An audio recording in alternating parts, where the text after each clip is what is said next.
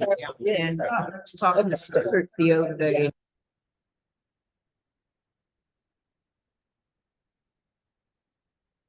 South side of the Northwest.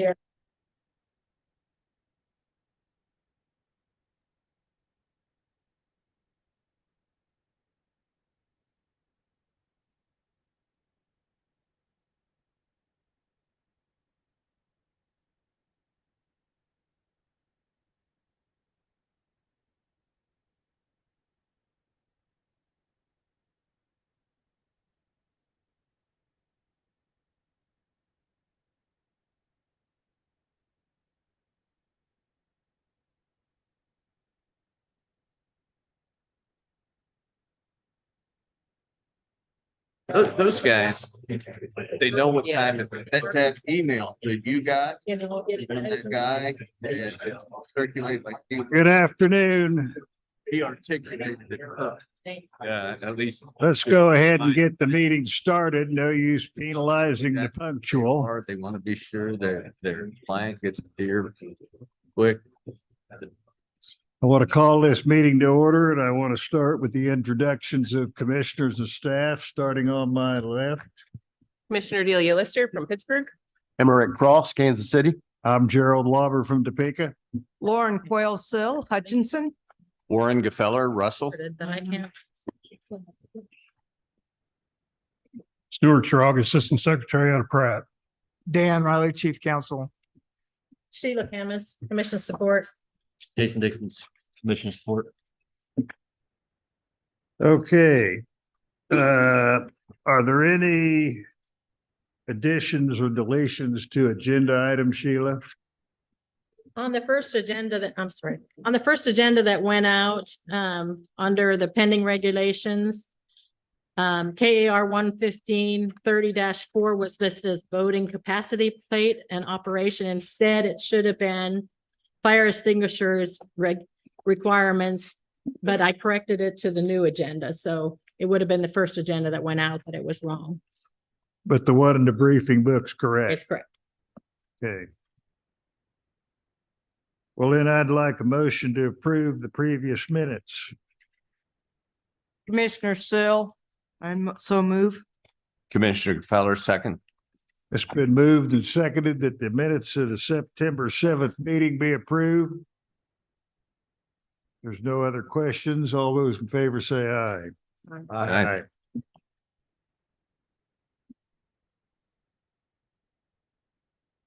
Okay. So we have the department. Yes, that's right.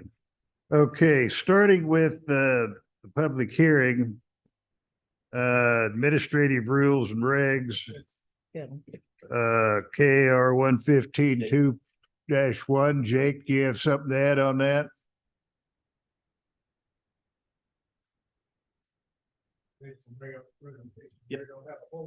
Yep, I can.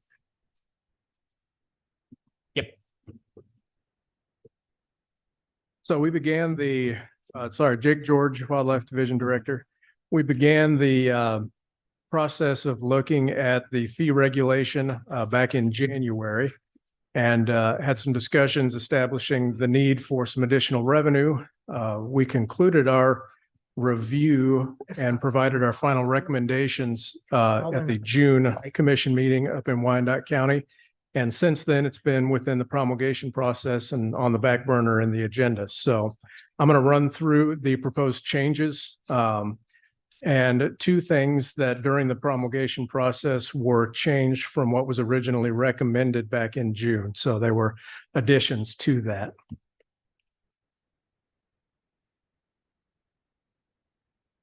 You know, click. Try now. There we go. Okay, so these were the total changes, the changes that were proposed in June. We had an increase on non-resident hunting licenses from 95 to 125, non-resident spring turkey permit from 60 to 75. The addition of the non-resident turkey permit application fee to accommodate the limited quota non-resident draw for this coming spring turkey season. The non-resident combination 2 deer permit from 415 to 450.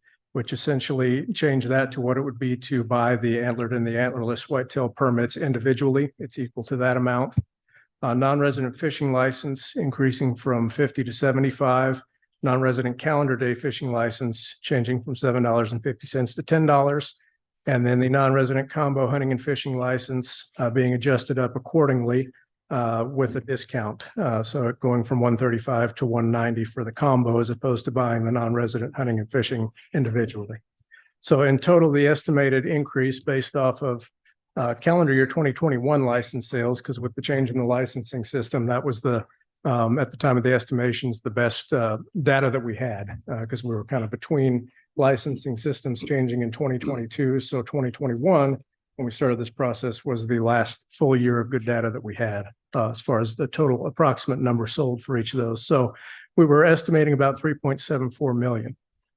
So before I go into the two changes, were there any questions on any of those? Okay. So the first of them, as part of the promulgation review, it was identified that per statute 32-937 subsection H, it identifies the special hunt on land permit, which is for the lineal ascendants and descendants and spouses for landowners and tenants, that it should be equal to the price of a general resident deer permit. At some point along the way, that was set equal to what the non-resident hunt on land deer permits were at $85. So that was actually higher in our regulation than was allowable by statute. So this is a correction to that to align the regulation with the statute. So it would change from $85 to $40 or equal to the $40 general resident deer permit per the language in the statute. We sell about approximately 1,200 of those each year. So we're looking at a net revenue decrease there of about $54,000. The second change, there was legislation that was passed regarding requirements for licenses for disabled veteran hunt and fish. The legislation passed to provide free lifetime hunt and fish combos.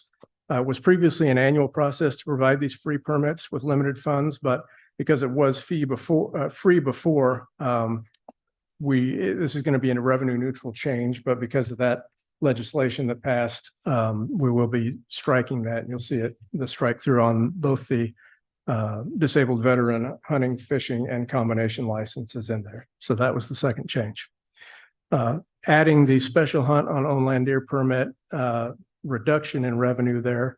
Our estimation for the changes that are outlined there in the briefing book and I just covered will be about 3.68 million in revenue increase. And these will be effective for next year. And with that, I'd stand for any questions. Jake, are those all at their caps now? They will be, yes. At the statutory caps. Okay. Now, before we vote, is there any public comment on this reg?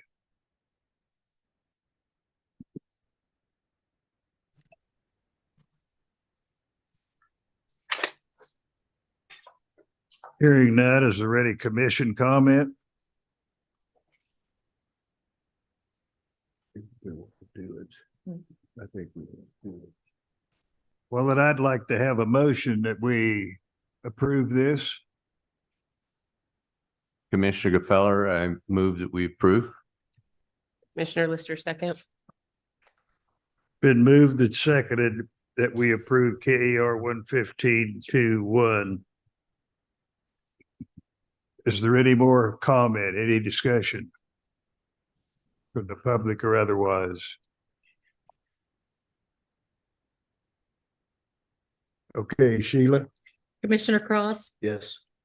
Commissioner Gefeller, Yes. Commissioner Lister, Yes. Commissioner Sill, Yes. Commissioner Lauber, Yes. Commissioner Escarino. He's not quite on yet. Okay, Troy's on. Commissioner Sporer, Yes. pass 6-0. Thank you. I think Phil's having some difficulty getting on, but he's trying. Okay, the next item is the secretary's orders. The free park citrus and free fishing days, and I get confused. Sheila, do we vote on this? No, Okay. it's just a recommendation and the secretary will sign it. Thank you, Mr. Chairman and members of the commission, and that was loud, and the visiting public. I'm here to present the secretary's resolution for free entrance days in our state park. I'll remind you, we have 3 every single year. The first one is May 4th for all state parks. It's Let's Camp America. It's a national initiative that we participate in. Then the state parks get to do their own. So, OK Kids is usually the next one, and they select that on their own. And then Black Friday, we have hashtag opt outside. And so we hope to get people out. We have incentives to do that. And they take selfies, and then we give them a cabin stay of who's selected for that. And then on the back, I've got the secretary's resolution for free fishing days, and those will be June 1st and 2nd. Is that correct, Sheila? This says 2022. It should be 2023. Yes, correct. 24. 24. Yeah. 24, yeah. So it's always the first weekend in June. And there's nothing to vote on. It's just to present it up, and we'll have the secretary sign that. Thank you. Thank you. All right. Now comes the time for general public comment on non-agenda items. Is there any comments from the public today? Please come up and state your name. Hi, I'm Jeff Hancock, and I'm the president of a newly formed MGO in Kansas called Kansas Hunters for Access. And we're trying to promote access through building positive relationships between hunters and landowners. I shot my first quail about 15 minutes from here, down near Opie, Kansas. And my grandfather introduced me to quail hunting before I could even carry a gun. I found myself tagging along with him every chance I got. He appreciated access to farms and ranches, and but more so, I think he just appreciated just being out visiting with those folks. He grew up on a farm, so did I. During the summer, he'd line the bed of his truck with straw, and then we'd fill it with either watermelons or half bushel baskets of peaches and drive around and deliver peaches and watermelons to farmers. That was kind of his thing to get permission. In later years, he couldn't walk anymore, but he'd still annually go out and make those rounds. And it was a good time. He'd spend time asking questions, visiting with them, seeing how they're doing, asking about quail populations, even though he couldn't hunt them anymore.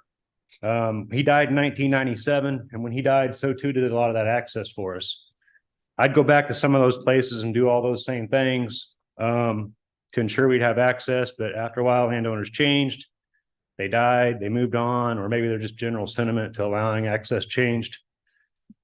In the mid-90s, I started seeing WEHA signs, and I started hunting a lot more WEHA. And now, today, that's all I hunt is either WEHA or just public lands. The WEHA program's been good to me and my family. I tell people it saved me. I kind of thought maybe hunting was going to be over for me. But with the WEHA program, I've continued to hunt. Now my kids hunt. My wife hunts. We all hunt. It's a family activity we do all the time. Something we enjoy doing together. There are threats to the WEHA program: private leasing, non-resident landowners, the purchase of property for outfitting, and bad hunter behavior. These things all threaten that program. So we formed Hunters for Access. Kansas Hunters for Access is a not-for-profit several months ago. We're entirely focused on just public access, primarily through the WEHA program.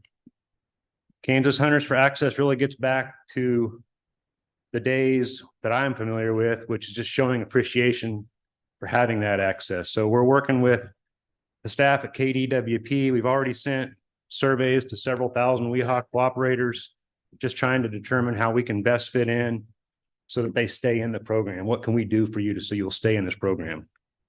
Those responses are being compiled. We're also doing a pilot project this winter in north central Kansas. We'll be hosting a group of WEHA cooperators within a certain radius, and we'll have officials from KDWP. Other NGOs will also be on hand to provide them with information about services that can be offered to WEHA cooperators. Kansas Hunters for Access will have giveaways for the cooperators, appreciation gifts provided by local vendors, other NGOs, and finally, we'll provide WEHA cooperators an opportunity to sign up for work such as fencing, cleanup, invasive removal, and even painting needing done around their farms and ranches that Kansas Hunters for Access volunteers can help with. So I'm pretty excited about that. Someone recently asked me, beyond the lease payment, cooperators already get, why is any of this even necessary? And as a business owner, I would argue it's the same reason I go to work every day, an hour before everybody else. It's to be successful requires a little bit extra effort. And that's what we're about. If Kansas Hunters for Access can brighten just one Weehawk Cooperators Day, I think it's going to be a win for us. Encourage them to stay in the program. So Kansas Hunters for Access is an experiment in ways to make sure we have a place to go hunting in Kansas in the future. Honestly, I don't know if it'll be successful or not, but we're going to try. It feels right.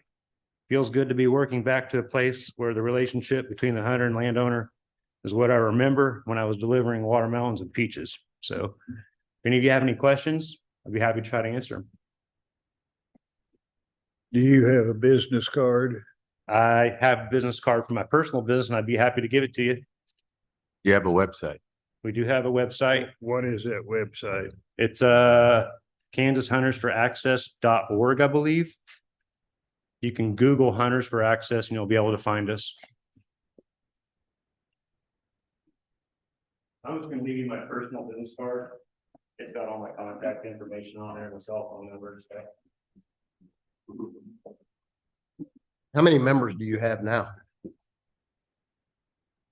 So we're not membership based right now anyway.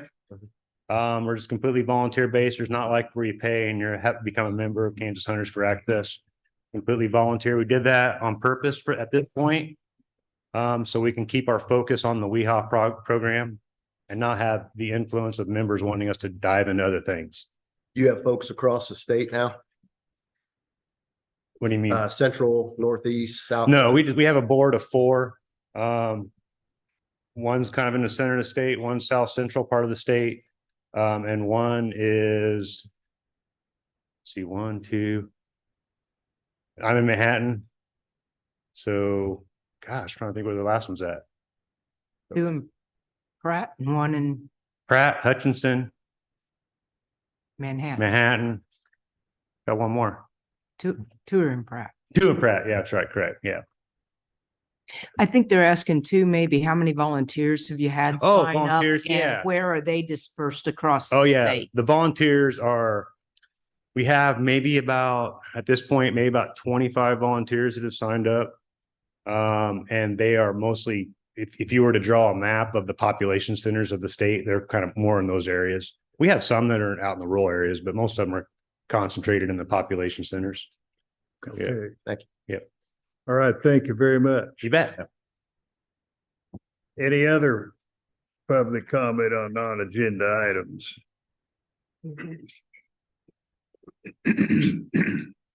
Hello, my name's Jim Schuhart, and I'm here to talk to you today about live target sonar and excessive harvest I do believe is causing. Here I have 5 articles I'd like to present to the commission, written by industry professionals, professional fishermen, and also Arkansas Fish and Game.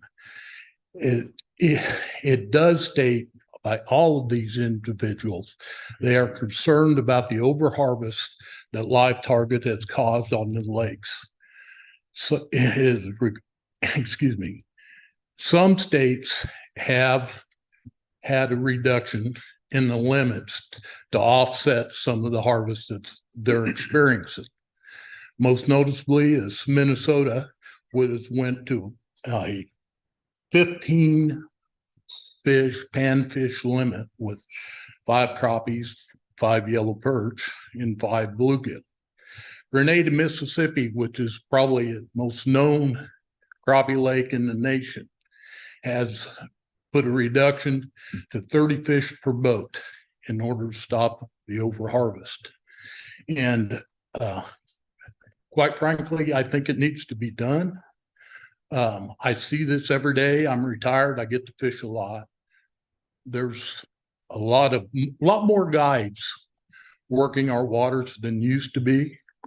With the limits we got, I've seen as many as 2 to 7 people per boat, and they come out with 140 fish on 7 and do it repeatedly, day after day after day. If you want evidence that this is in effect, they actually have a Facebook site called Kansas Fishing Guides, where you can go and see that firsthand on there, and they use it for advertisement. Some of the things they say is come fill your freezers. It's time to come fill your freezers. You know, Kansas lakes aren't designed to do that, and they shouldn't be doing that. You know, this is lakes for everybody, not just them. You know, so I think it needs to be reduction. These are noted guys, from the guy from Blake Dormier Lures to Al Linder to the CEO of Hummingbird. These guys got millions of dollars invested in this, and they're not going to shoot themselves in the foot unless they feel it's very important. You know, they want to ensure conservation in the industry. They're not going to be able to sell depth finders or fishing lures if there isn't any fish. And we've taken the cork out of the bottle of technology, and it works very well. And if anybody would like to see it, I'd be more than happy to give a on-boat lesson to anybody who'd like to take it, how effective it is. But the only way these guys say that we can regulate it, and I agree with them, is through limits and slots. And crappie is a catch and keep type fish, where black bass are normally caught and released. Crappie's not that way. You catch one, you keep one, you're taken out. Crappies is not really helped by the fishing game through hatchery release. They're mostly done natural reproduction, and they're very prolific, and they can come back very well. But in order to do that, they need high water in order to have a good spawn. Last couple of years, we haven't had a high spawn, so the numbers are down. And then when we hit them hard, then we're hurting our lakes. And what I'd like to see is, if you don't believe me, what I'd like you to do possibly is pick out one lake as a test lake and just put a reduction on the limit, add a higher slot on the lake that is known for its crappie fishing, and do it for a year or two and see if it makes a difference. If it doesn't, then you can apply it throughout the state.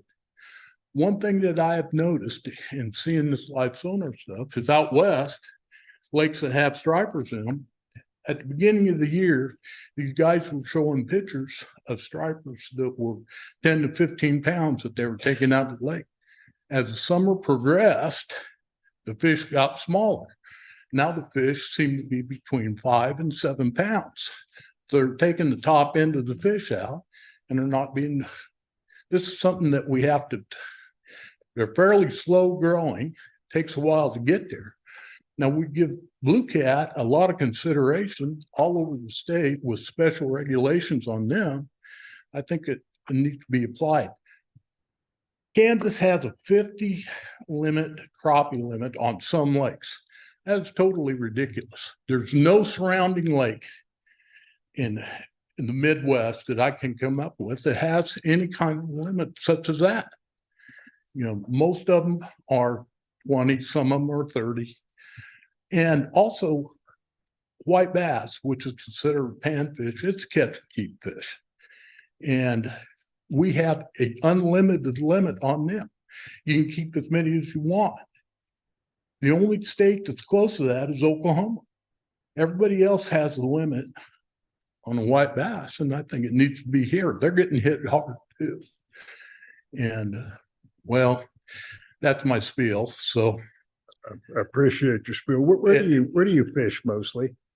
I fished the north or eastern part of the state.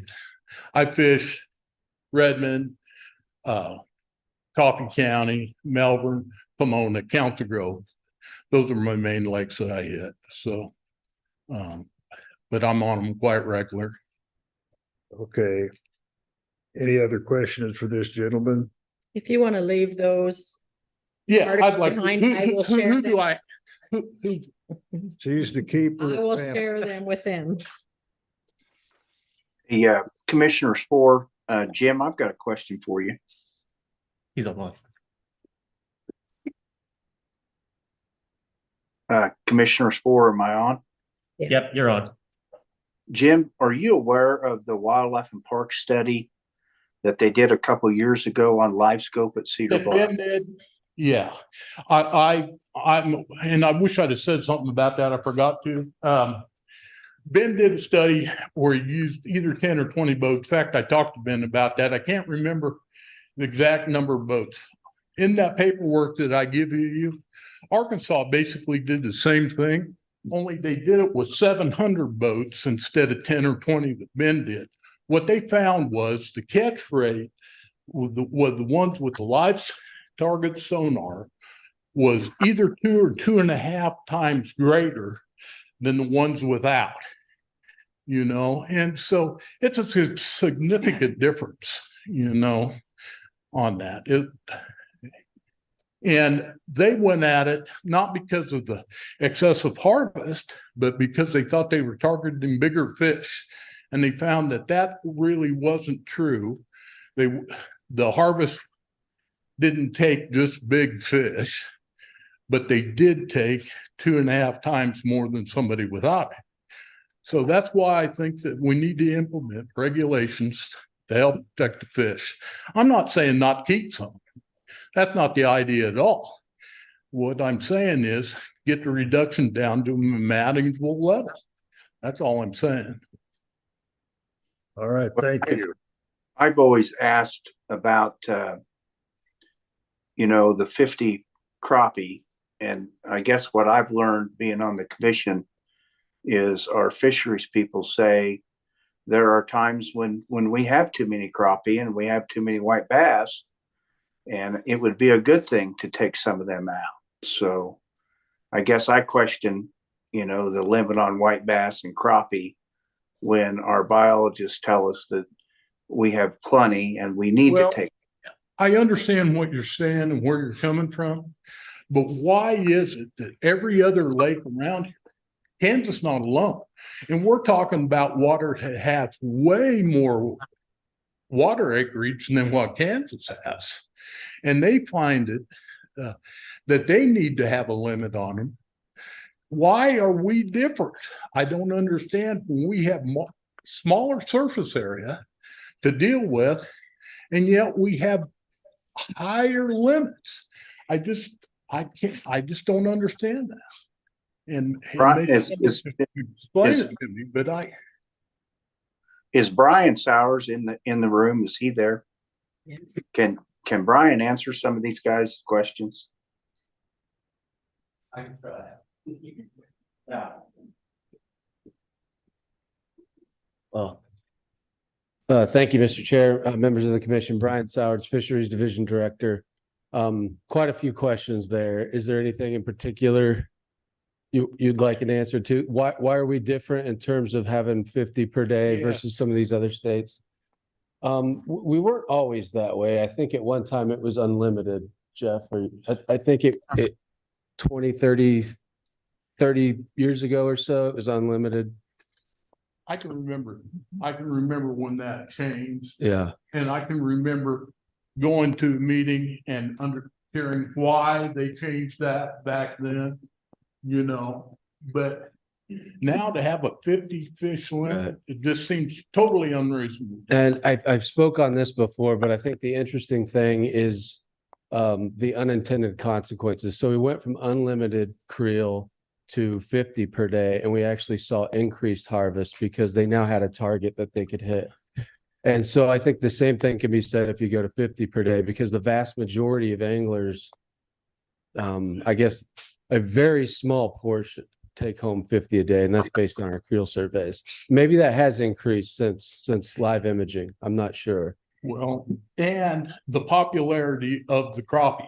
since COVID, and it's been documented cases, the crappie fishing popularity has gained to 1/4 of all the fishery. And so, I don't think you guys are taking that into effect because it's changed just in the last couple of years, Yeah, and the winter time. Yeah, and then the other thing is in the wintertime, they school up tighter. They're easier to find than that live target. I was out yesterday. That live target is, man, that's a bullseye on that thing. You can find them very easily. You don't have to be much of a fisherman in order. In that article, it has the guides are so concerned down in Arkansas about that. They've implemented their own limits in the boats. The Guide Association down there have implemented their own limits because they're that concerned on the problem.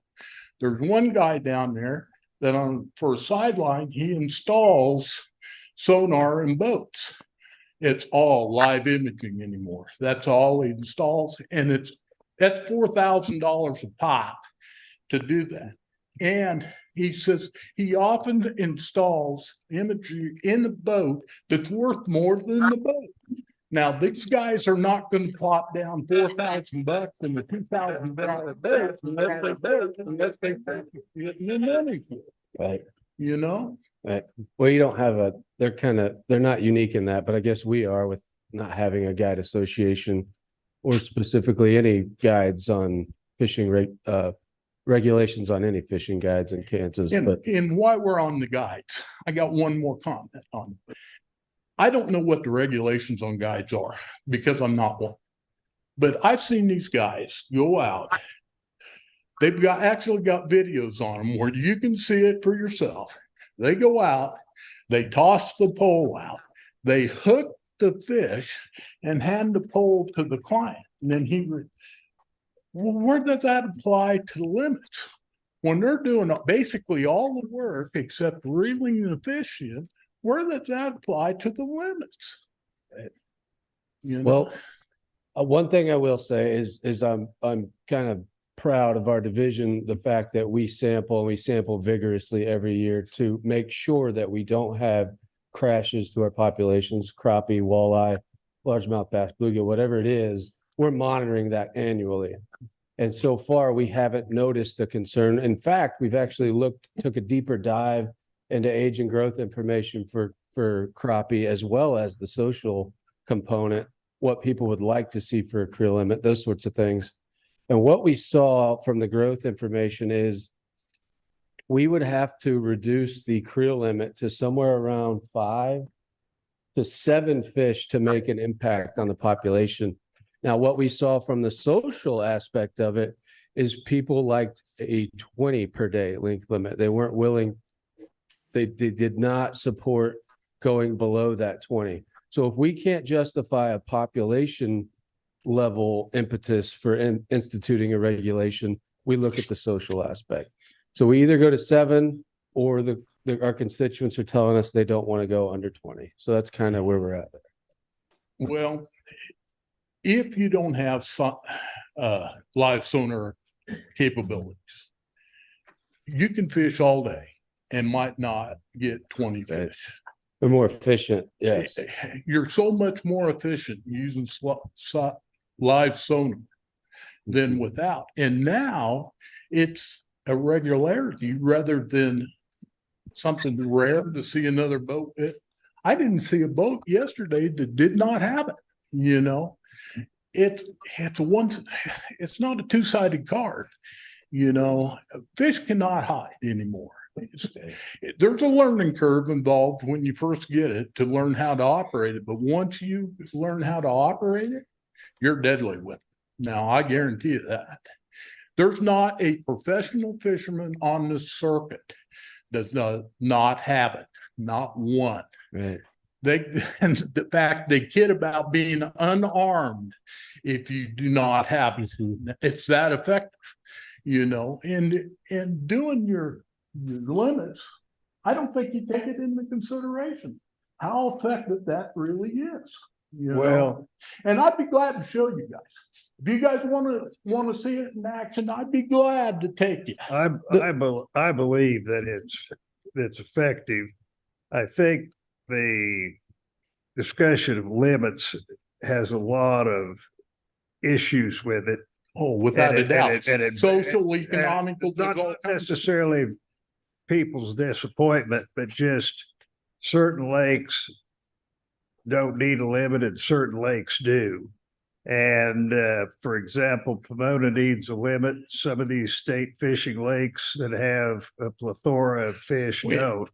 And so what I'm going to recommend, rather than try to thrash it all out here, is have some of these things studied by our people and give it some consider. We've heard this before, and I understand it. And it's not without merit in your argument, but I don't think we could solve this problem here today. But I appreciate you being visiting with us, and thanks for your time. You bet.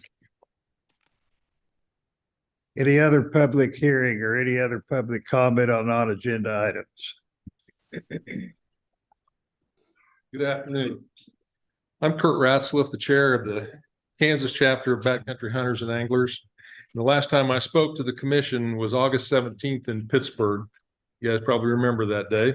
I told you at that time that Kansas BHA would be watching to make sure that the North American model of wildlife conservation was followed regarding the issue of the appropriateness of deer baiting. Kansas BHA had not at that time, and still has not now, adopted a position on this issue because we wanted to evaluate all of the scientific evidence regarding the CWD portion of the issue and see where it leads us. But from the outside looking in, it now appears that the issue of deer baiting has yet again been kicked down the road. It's the can that just keeps getting kicked, like it has been for the last 10 or 15 or 20 years. And I don't know why or how this happened, but it feels like, again, from the outside looking in, it feels like it's some kind of political hit job thing. And I don't know whether it's from Washington, D.C. or Topeka or both, but that's just what it smells like. But there was also a website, you guys will probably remember, that was wrongfully scaring the hell out of hunters, telling them there was going to be a secret vote by the commission and that, politicians and bureaucrats were going to take everybody's ability to kill big bucks. And then that same website put a well-known politician on their website talking about how baiting was the greatest thing since sliced bread. So I don't know, but it smells like it was a political hit job somehow, somewhere from somebody. And that's all I know.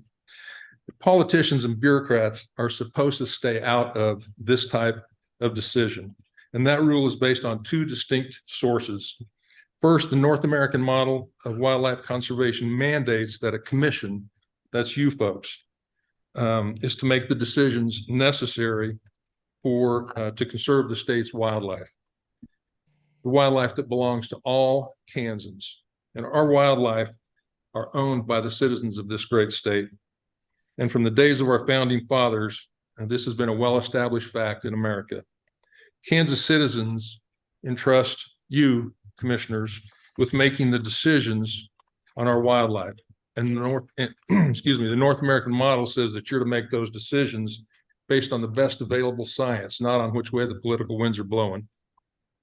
But the second source that tells us that politicians are not to be involved in this decision is the citizens of Kansas themselves. Kansas citizens recently voted and decided that the legislature should stay out of the agencies that are set up to make decisions. The citizens of Kansas rejected a proposed constitutional amendment that would allow the legislature to meddle in your decisions. So the citizens of the great state of Kansas and the North American model of wildlife conservation mandate that this commission is to make these types of decisions based on science, and any politician, whatever side, whatever they live, wherever, anything. But any politician that sticks their nose in your business is failing all of the citizens of Kansas as well as our wildlife. But there was a valid criticism that we heard regarding the information presented on whether baiting leads to an increase in CWD. And that is that we don't have sufficient testing here in Kansas. So let's get some, let's do something. Let's not kick the can down the road. Let's get some testing Let's do something. Let's require checkpoints, head drop-offs. Let's do something to continue the conversation. And see if we can get some kind of information that allows us to follow science and see where it leads us. And if we can do that, then maybe 10 or 15 years from now, that commission and all the deer hunters in Kansas will look back and say, at least they did something and didn't just kick the can. So I'd ask you to continue the conversation, do some testing. Let's do something so that we know what to do. We have some information to follow. And I do appreciate your time on all of this. Thank you. Any other general public comment? Mr. Chairman, I do have a couple online if we want to kind Okay, of. we have one live Okay. here too. Good afternoon. My name is David Mueller. I live near Halstead. I'll also kind of be speaking on behalf of Ethan Rodenberg and my brother, who's not able to be here. He's teaching junior high kids math. So I do want to thank the commission for giving this time to speak. And I also particularly want to thank Commissioner Sill. She was gracious enough to talk with me for a while on the phone here a month and a half ago and answered my questions and encouraged me to come and speak to you guys today. So we're here to ask you to reconsider your position on the use of drones for recovering of deer. For the purpose of today, I'll use the term UAV or unmanned aerial vehicle rather than drone. We believe that UAVs provide a effective alternative to current methods of deer recovery. We realize, whenever you're hunting deer, especially with archery equipment, unrecovered deer are a concern. The studies that I've looked at, it seems the consensus seems to fall somewhere between 83 and 87% recovery rate with archery equipment. So based on harvest numbers over the last few years here in Kansas, that leaves in the ballpark of 5,000 to 6,000 deer a year that are not recovered. Obviously, some of those injuries are not fatal, and but studies that I've read on that estimate that around 50%. So rough estimate, we can probably say that something like 2,500 to 3,000 deer a year in the state of Kansas are killed but not recovered. And we understand that the dogs are an effective and viable method for locating and recovering deer. We also recognize that currently there are not enough dog handlers to meet the demand that's out there. There's a Facebook group called Kansas Deer Recovery, and there was recently a post on there. A popular tracking service had posted, we are taking a much needed day off today. We have received 12 calls just this morning. I'm doing my best to pass them off to other trackers in their areas. So first of all, there's not enough dogs to provide those services. Other concerns with tracking dogs are that they can be invasive to ecosystems, and they also can bump wounded deer, making tracks longer and more difficult, also decreasing the chance of ultimate success. UAVs equipped with thermal cameras are highly effective at locating dead game. They can cover large areas quickly, and because they fly generally 250 to 350 feet off the ground, are minimally invasive to the environment in which you're searching. They also then don't bump deer nearly to the extent that dogs do. The commission has a history of embracing technology that enhances the experience of hunters in our state, and also conserves and expands our state's natural resources. Things like crossbows, modern muzzle loaders, and thermal scopes are all examples of technology that. Is it your idea that to liberalize the use of drones for recovery game? Yes, I'll talk about some more details here in just a bit, but Okay. yes, that is the general idea. Yeah, those technologies are ones that have been embraced not just by Kansas, but by many states. I would say an important distinction is all of those technologies assist in the actual taking or harvesting of deer, whereas drones at this point, and probably not for the foreseeable future, have the capability to actually take game they're simply used in the recovery. And we understand that a big hurdle here is enforcement and the use of that technology. However, every regulation and corresponding technology have particular challenges. we believe that the enforcement of any potential UAV regulations can be no more difficult than other regulations currently on the books. We do recognize that Kansas Department of Wildlife and Parks, much like any other government agency, face challenges in both funding and manpower. So we have some ideas for enforcement.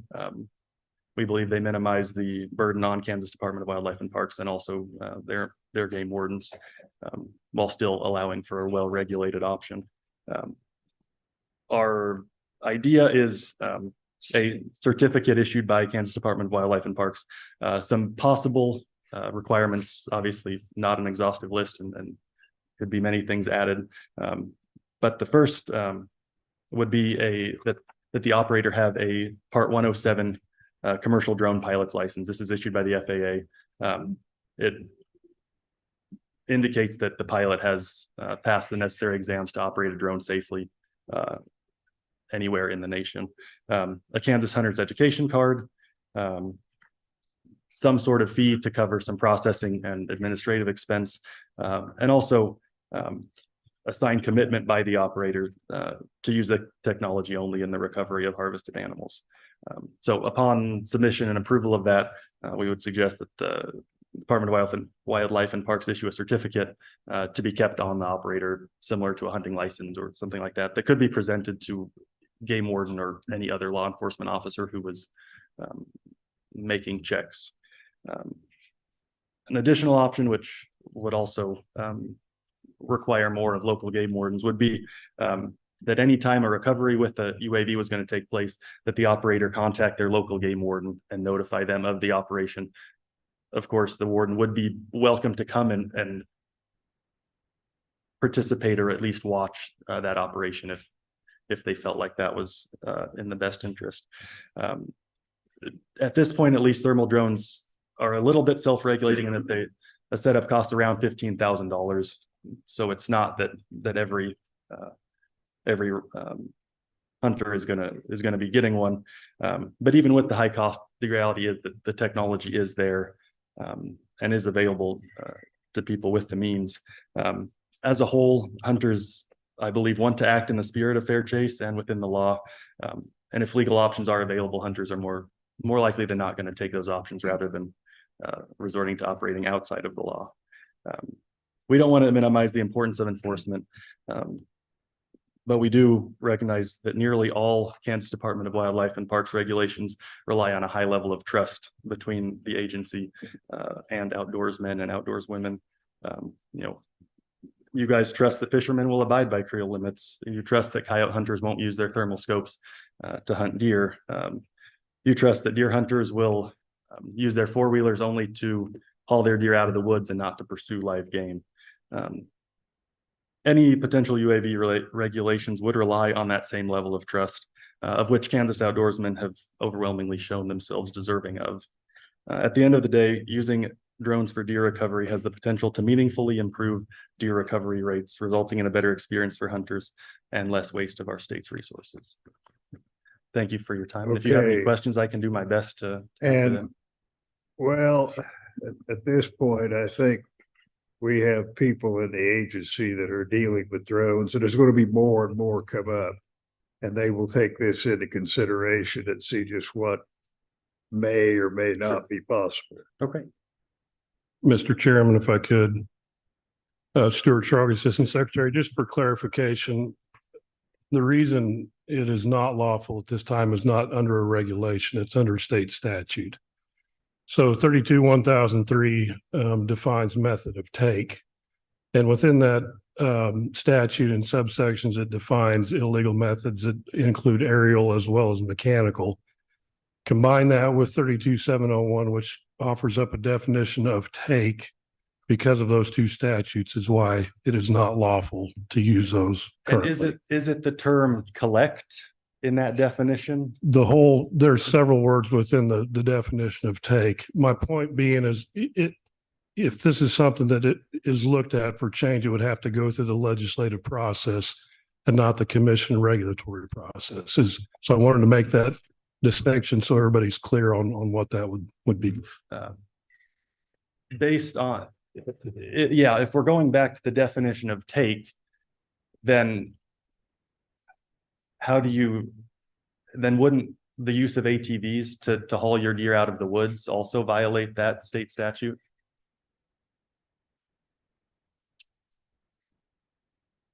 I mean, nobody's going to argue that you can hunt a deer from an ATV, obviously, but I don't know of anyone who's ever been questioned for hauling their deer out of the woods on one.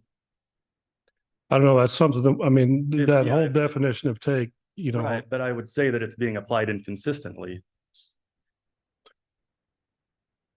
I'm not going to comment one way or the other, but my point was I wanted I to understand. make you aware that it's not just a regulatory process for change through this commission. It would be something that would have to go through the legislature. And we've reviewed this extensively with legal, law enforcement, and we all have the same understanding of the way the language states right now. Okay.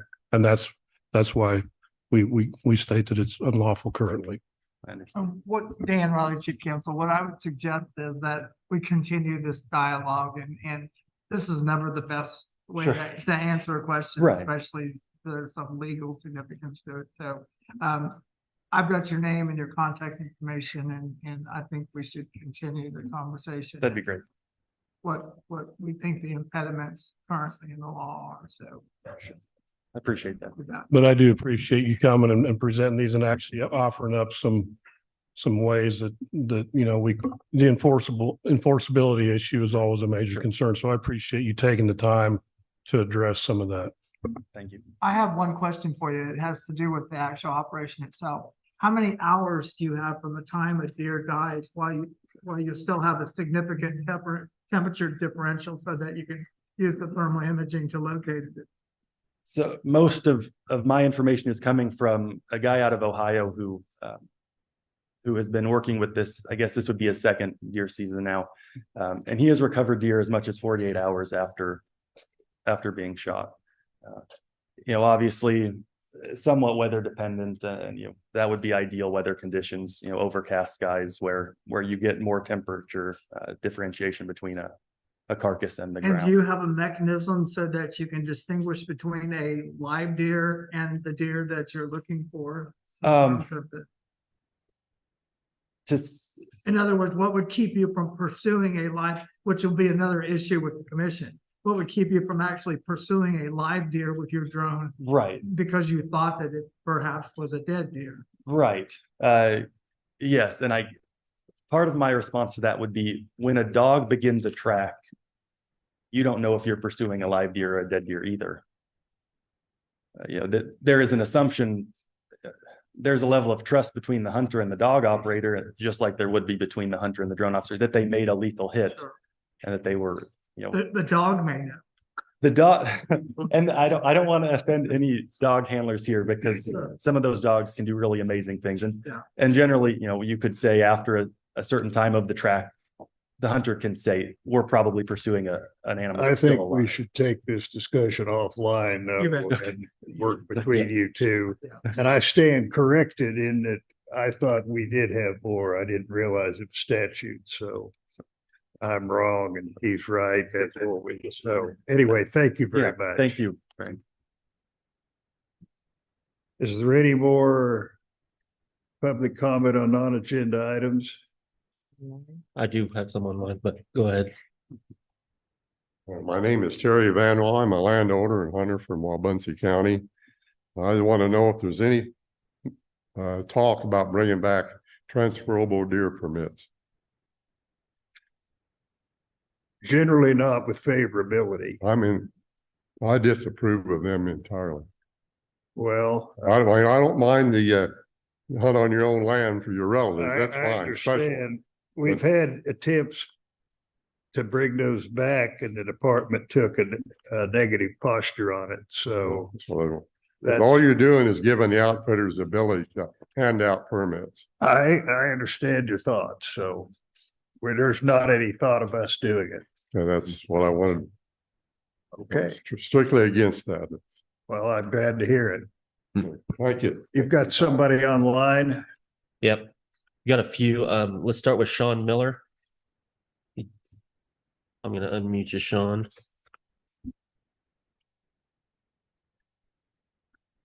I can find you in my list. Thank you, There you go. Jason. Can you guys hear me? Yes.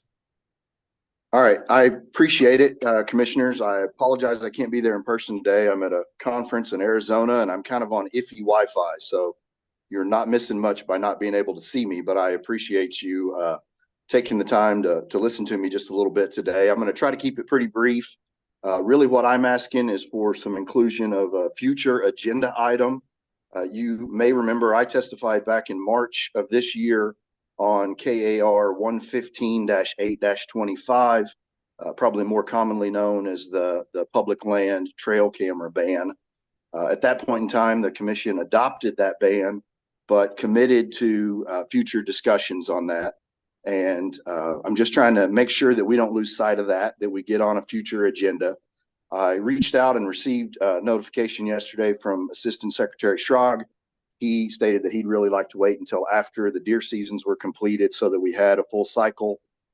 I appreciate that. I understand why he'd want to get that. I'm getting a little nervous on the timing of it. Looking at future meetings, I think January 25th will be your next meeting. That's before the conclusion of all the deer seasons. So I suppose March 28th in Topeka would be our next opportunity. And the reason I say I'm a little nervous about that from a timing is we all know what the regulatory process and timing looks like. So we may be a couple of seasons down the line before we're able to make any changes should we deem that that is necessary. I have spent most of the summer and fall talking to as many folks as I can, Parks and Wildlife employees, fellow hunters at parking areas, even have discovered a sort of a whole subset of the community that doesn't hunt, but just enjoys getting wildlife photography and photos that are a little disappointed by this as well. So really not trying to invite a lot of debate today. I'm sure we'll have a robust discussion on that in the future, but I did want to mention just a couple of things in my experience. First, Secretary's there. He asked me at a meeting 2 weeks ago, hey, were you able to find a deer? And I did kill a nice deer this year, so I don't need cameras to do that. But I will say that it was a little more disappointing this year. But we have also seen a fair amount of conflict on my wildlife area as the result of this regulation. I think maybe a lot of people aren't aware of this, but most of the Corps of Engineers reservoirs, so basically most of the public wildlife areas in the eastern half of the state, have dual management. There are areas on the wildlife area that are managed by Parks and Wildlife, Wildlife and Parks, my apologies, and areas that are regulated by the United States Army Corps of Engineers. And passage of this or adoption of this regulation actually created conflicting allowances on those two areas. The Corps property does actually allow cameras on their areas. So for people who knew that, it sort of created a rush to put a bunch of cameras in those areas. And for, unfortunately, people who were unaware of this, they have seen fit to go around and sort of break cameras and steal cameras and leave nice little notes that say, hey, fella, cameras are illegal. That's why we broke your camera. So it's created some issues for us locally. Anyway, I won't go too much further down that line. I just want to make sure that we don't lose sight of that and hope that we will consider adding this to an agenda of a future meeting. So appreciate the opportunity to address you today. Happy to answer any questions that you might have. Thanks. Well, I'm the one that committed to review it after a while, and so I think we should do that. But I think we should wait till later after the deer season is over. Yeah, Chairman, I appreciate that. Also, in regards to the Corps of Engineer issues, we will be reaching out with them. Typically, with any public lands regulation that's adopted by Wildlife and Parks, they've tried to follow suit, whether it be blinds, tree stands, baiting, things like that. And not often the case, always the case anyway, that it's by property that's enacted. So we will be reaching out with them with several topics that we need to converse with them about, and that will be one of them, to make sure that we all can get some standardization, because I fully agree that the more we can be standard with our core partners, the less confusing it is for all of our constituents and better for everybody. So we will be following up on that. And Sean, I'll be following up with you personally as well, so we can converse more. Thank you, sir. Okay. Is there any other hands up online? Yep. Now we're gonna move to Andrew Clark. I'm gonna unmute you, Andrew. Hey, good afternoon, everyone. Unfortunately, I couldn't make it out there today, but I just, I'm putting on my deer hunting cap and would like to mention a few things in regards to deer hunting this afternoon, for you guys to consider. I'm a Western Kansas hunter out in the northwest part of the state. And I put down a lot of miles this year, and I've got some concerns with our whitetail mule deer populations out here. I'm looking at the antlerless whitetail unit map, and it looks like unit 6, 8, 9, and 10 in northeast Kansas went to one whitetail only permit this last season. However, the northwest portion of the state from which I hunt is still 5 whitetail antlerless only permits per season. Given what I've saw this season, guys, we need to really consider following suit with those units and going back to a 1 on that deal. The population really seems down out here, guys.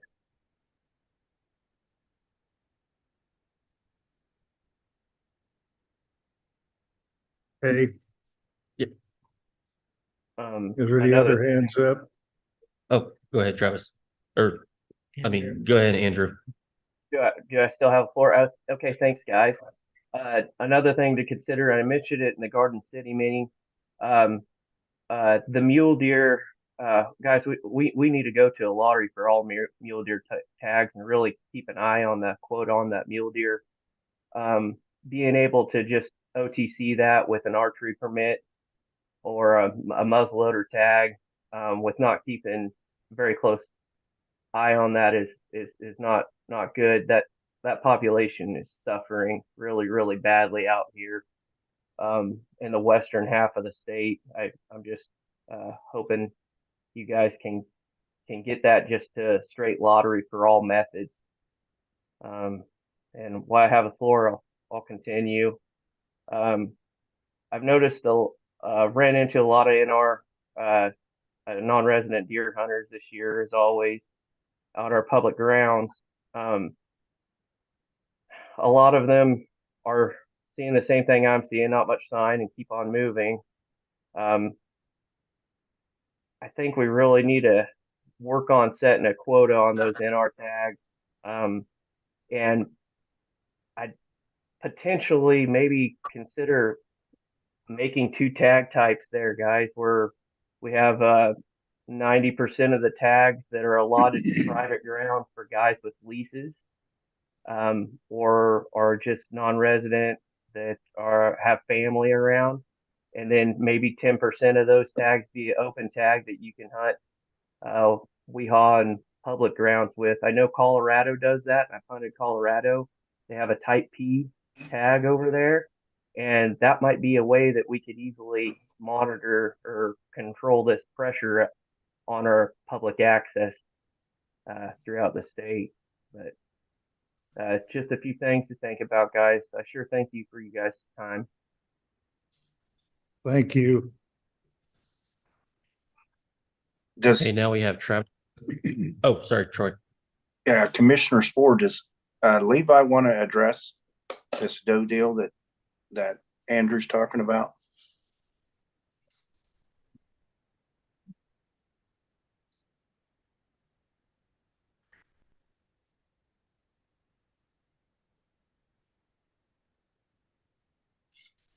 Chairman, Mr. Commissioners, Levi Jaster, Big Game Program Coordinator out of Emporia, Kansas.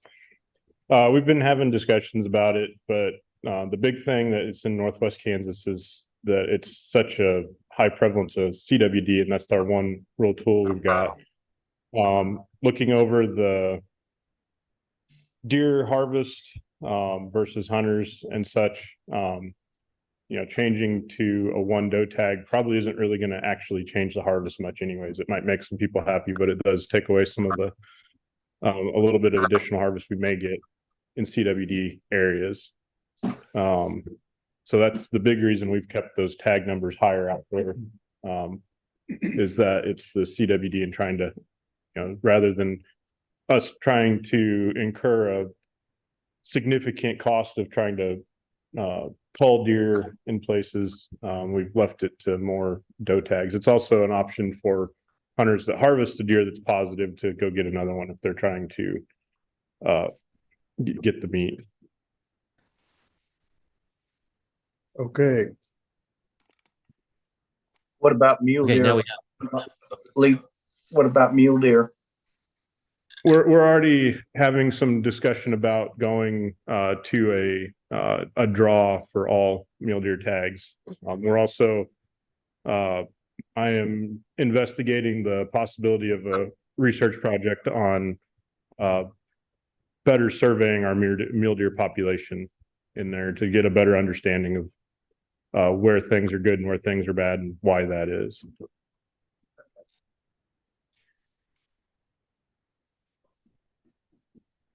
Okay, now I'll unmute Travis Birch. Hi, everyone. Thanks for the floor. This is Travis Birch. Been the youth director for the state of Kansas for Kansas Bass Nation for the last 4 years. And just wanted to kind of bring up a couple topics. I know you guys are discussing limiting tournament lakes to 1 permit per day and possibly raising that fee. I wanted to say that's a very good idea because seeing 3 to 5 tournaments a day on our lakes is getting ridiculous. But is there a way that we can have KDWP or whatever make the permit a centralized location? Like let's first use, for instance, Missouri's Regatta, where we go on the Kansas Department of Wildlife, fill out the permit, you guys control it all from one location, instead of it's kind of a cluster now.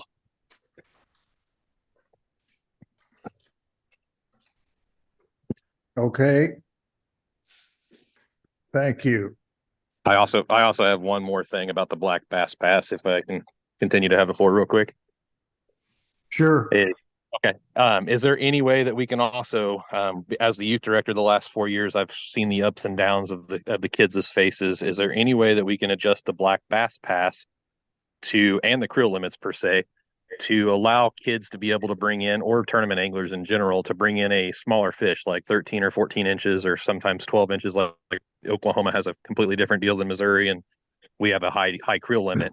The other thing about the creel limit is, why aren't we protecting our best class of fish?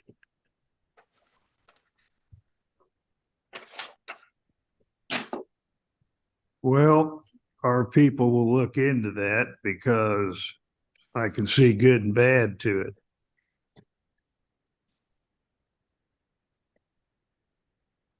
And then one other one is Zach Parent. I'm going to unmute you now. Appreciate you guys for allowing me to speak. I want to just briefly ask 2 things, or mention one thing. I'm in favor of the draw and the lottery of the mule deer tags. I do. I'm a resident here in Kansas, do go out there and chase them with the bow. And glad to have the opportunity, instead of going out to other states, to be able to pursue that animal. I'm in favor of that if the majority of the tags do go to residents. I think, we're residents for a reason. So say that.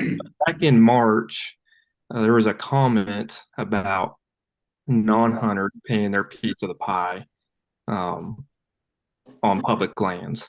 And so I don't know if there was any progress to, mushroom hunters going in onto public lands and, getting their, paying their like a tag or whatever, a fee to be able to be on that land. And, the phrase was like non-consumable, but they are consuming something on the land. And then there was a word used like roadblocks to making them pay their share. And I didn't know what those roadblocks were. So I'm just curious on that. So.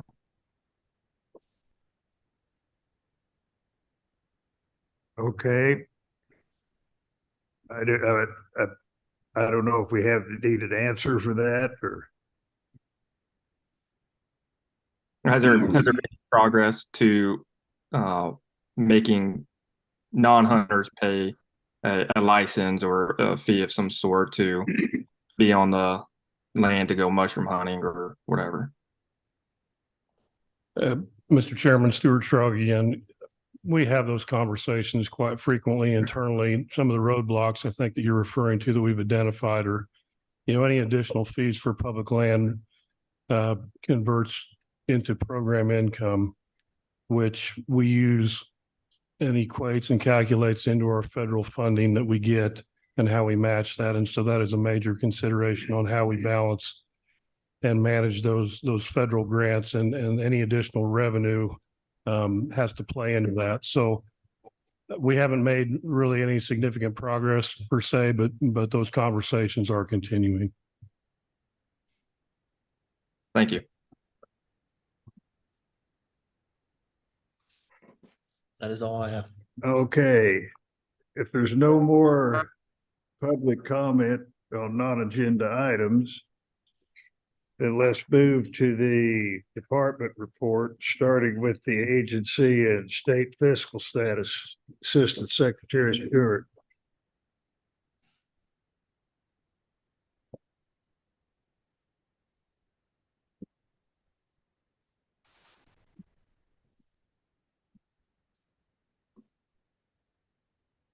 Thank you, Mr. Chairman, Commissioners.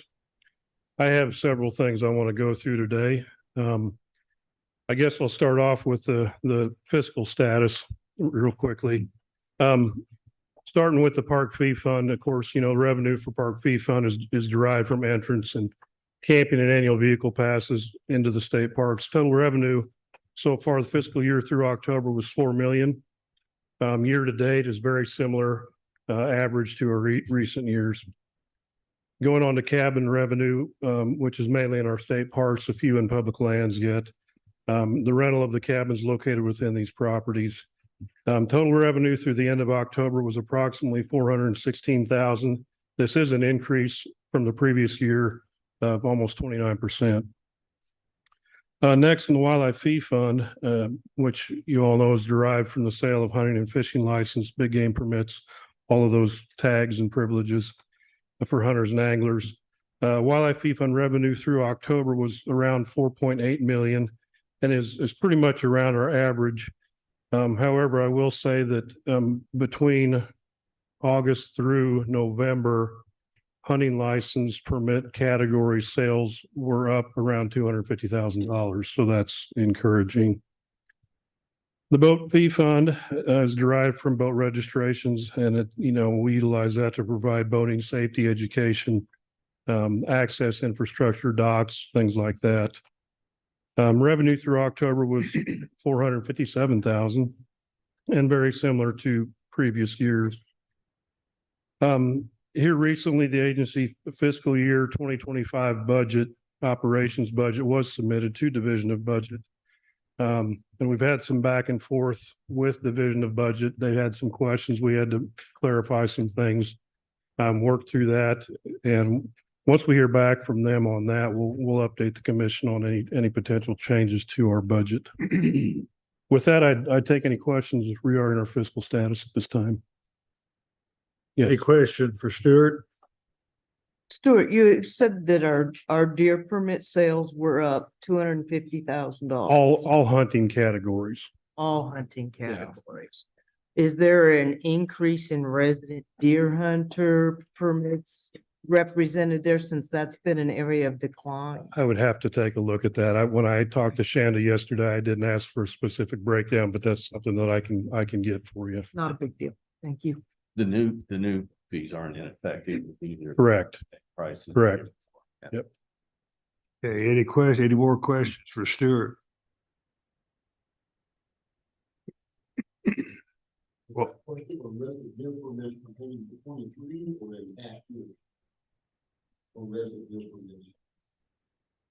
I believe that he was accounting for this year, correct? Yeah.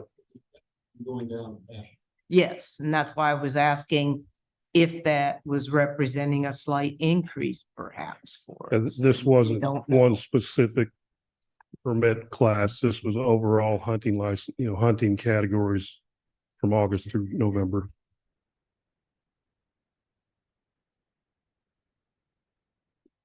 Any other Okay. questions? Okay.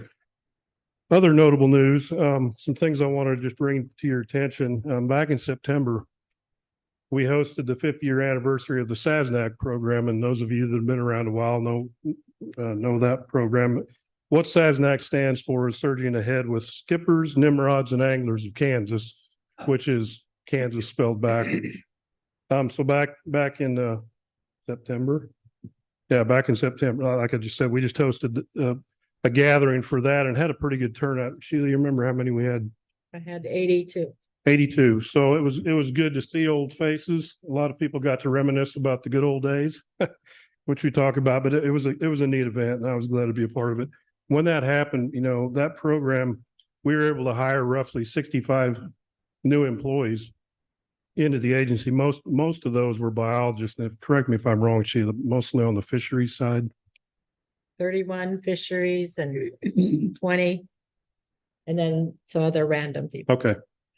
So anyway, I just wanted you all to know that occurred. SASNAC has a lot of historical significance within this agency. Also back in September, I wanted to recognize Linda Lannerman because she received the Distinguished Director Award at the National Association of State Park Directors Annual Conference in Lake Tahoe, Nevada. So Linda, congratulations on that. The other thing that I wanted to mention too was back in October, the Kansas chapter of the Wildlife Society celebrated their 50 years. So the Wildlife Society is a great organization, and so it's a pretty notable moment in their society's formation that they reached the 50-year mile marker.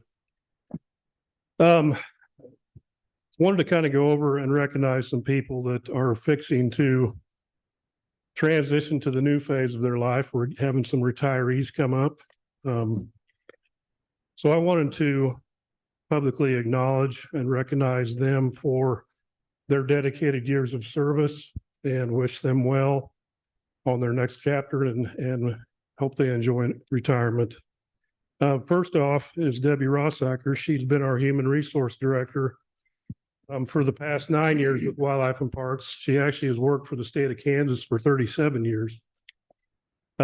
Pete Zabo is management analyst planner. He's been with the state for 28 years, 10 years with Wildlife and Parks. Then Alan Stark, who's been with the agency 40 years. He's retiring as the park regional supervisor.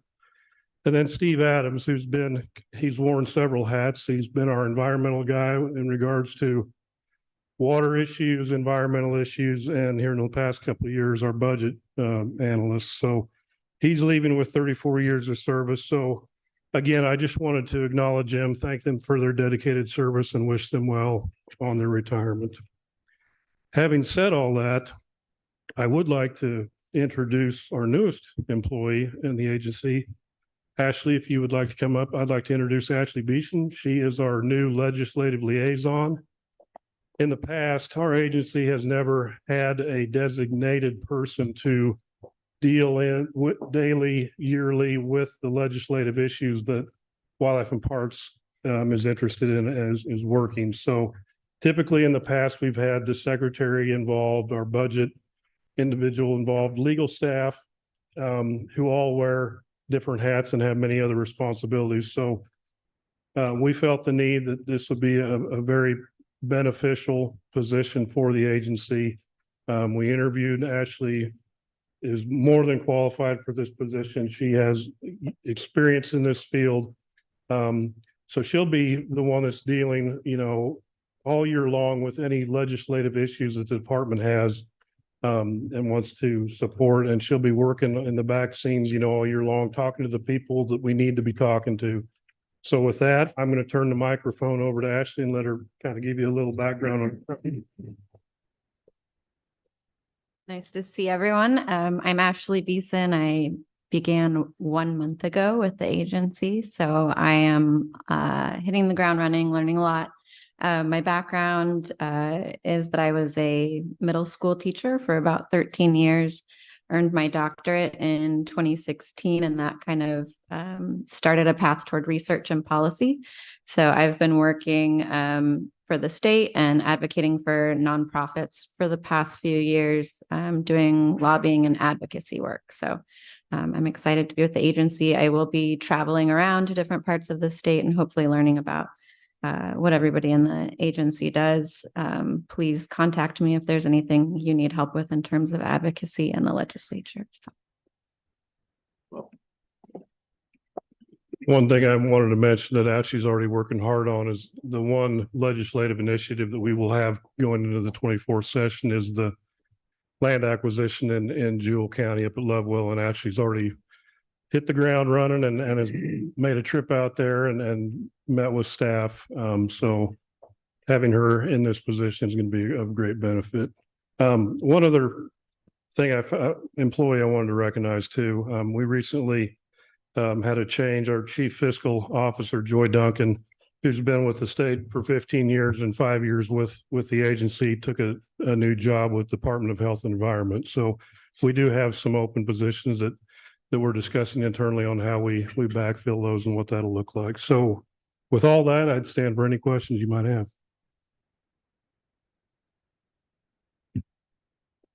Okay. Thank you. Thank you. Now moving to general discussion. Wildlife Research and Survey FD, Rich Schulte.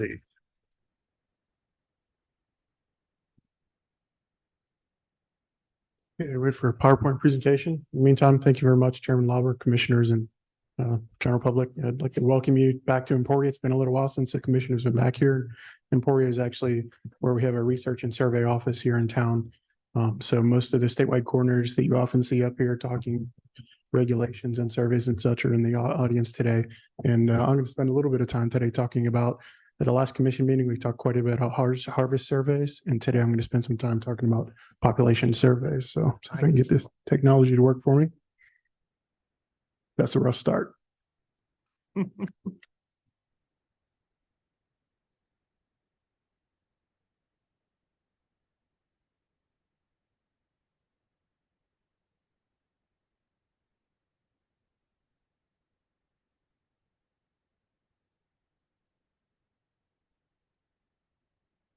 Too important, guys. I got the wrong guess. Got it. Okay, go ahead and get rolling here. For those that are from the local area, you may recognize this flock of snow geese here on Wolf Creek on Coffee County Lake. Something this time of year, there's quite a few birds out there, so it's something to see the population we see of light geese out there. So again, just to start again, the information we utilize for the management of wildlife species is pretty broad, and there are a number of data streams we consider. And amongst those data streams, we spent a fair amount of time at the commission meeting out in Garden City talking about harvest surveys and how we utilize that information, how we collect it in the best method possible. So today I'm going to spend a little more time talking about abundance and population surveys, which is the second of these three that we really consider in our management decisions. And during that last commission meeting, I spent a fair amount of time breaking down the differences between a census and a survey, and why we rely pretty extensively on the survey process to collect that harvest survey information. And primarily when we're talking about populations, the same type of thing applies. When you're talking about census, it's very difficult. Wildlife don't necessarily line up and ask to be counted, right? It can be pretty tough to detect that species, make sure that information is reliable and accurate, and especially at the scales. If we're talking about population estimation for the entire state of Kansas, it's just not a feasible activity to do that. And so generally a census is a very rare scenario when we're talking population of wildlife, and it's usually a limited population, small scale, something in a very confined space, and that's pretty rare for the business we're in. So generally we're talking about surveys where we're counting, using a methodology that allows us to just count specific areas, specific individuals, extrapolate that out and come up with reliability indicators. So we know how confident we are, what the data is, those types of things. So similar to what we talked about last time, same holds where we're talking about populations. Surveys are generally one of our most common techniques. And one thing I wanted to add to the discussion today is the idea of an index, and that is something that we do utilize for wildlife populations much more so. And that's the idea that in in some species, even a survey is a pretty difficult process to follow through with and to try and get that information. So when we're talking about an index today, really talking about documenting measures other than the actual abundance or density of that individual population that are related and often easier to observe, to document, right? So it's just a measure that we use in place for the actual abundance. And I'm going to provide a few examples as I walk through this with you all today. Yeah, so in the last slide there, I just want to talk about when we're talking about population estimation for these surveys, a lot of times we use the word survey is general slang. We're out doing a survey, but a lot of times that would encompass both survey and an index, and that's what we use most often for wildlife species.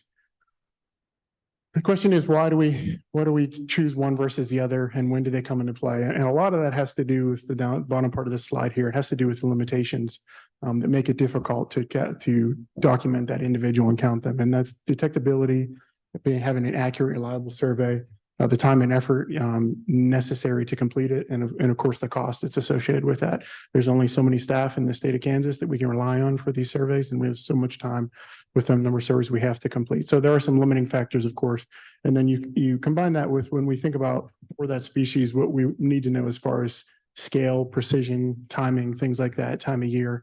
When you put all those things together, it helps us make the decision if we think about census versus survey versus an index. And primarily, we're talking about a survey versus an index because the census is so rare. And so this is just giving an idea of a short list, maybe not a short list, but the list of surveys we do on a regular or annual basis. And again, I use the word survey being very general, but there's lots of things we're out there counting on a regular basis, just trying to get an estimate of how many we have. And so I'm going to spend a few moments just picking a few from this list. We obviously don't have time or probably interest to go through every single one of these, but it gives you an idea of the types of activities as far as wildlife and park staff, what we're working on out as far as those harvested species.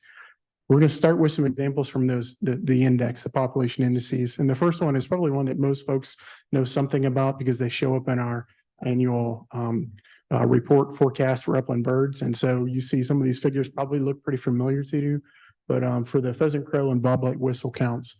And so you can see there, they're very similar procedure. They happen at a little different time of year just based on the biology of the bird. So again, that timing factor comes into play here. But we're talking about 60, almost 80 routes. You can see here, this is the map you see for the pheasant, crow, and then the bobwhite whistle surveys. So they're happening through a large component of the state. Do you do those same time of day, every day, or is this all day long? Yes, it's the same time of day, every day. And actually, yeah, any specific survey questions, I think we have all of our coordinators in here that can get any more real specific things, but yes, that is correct. Yeah.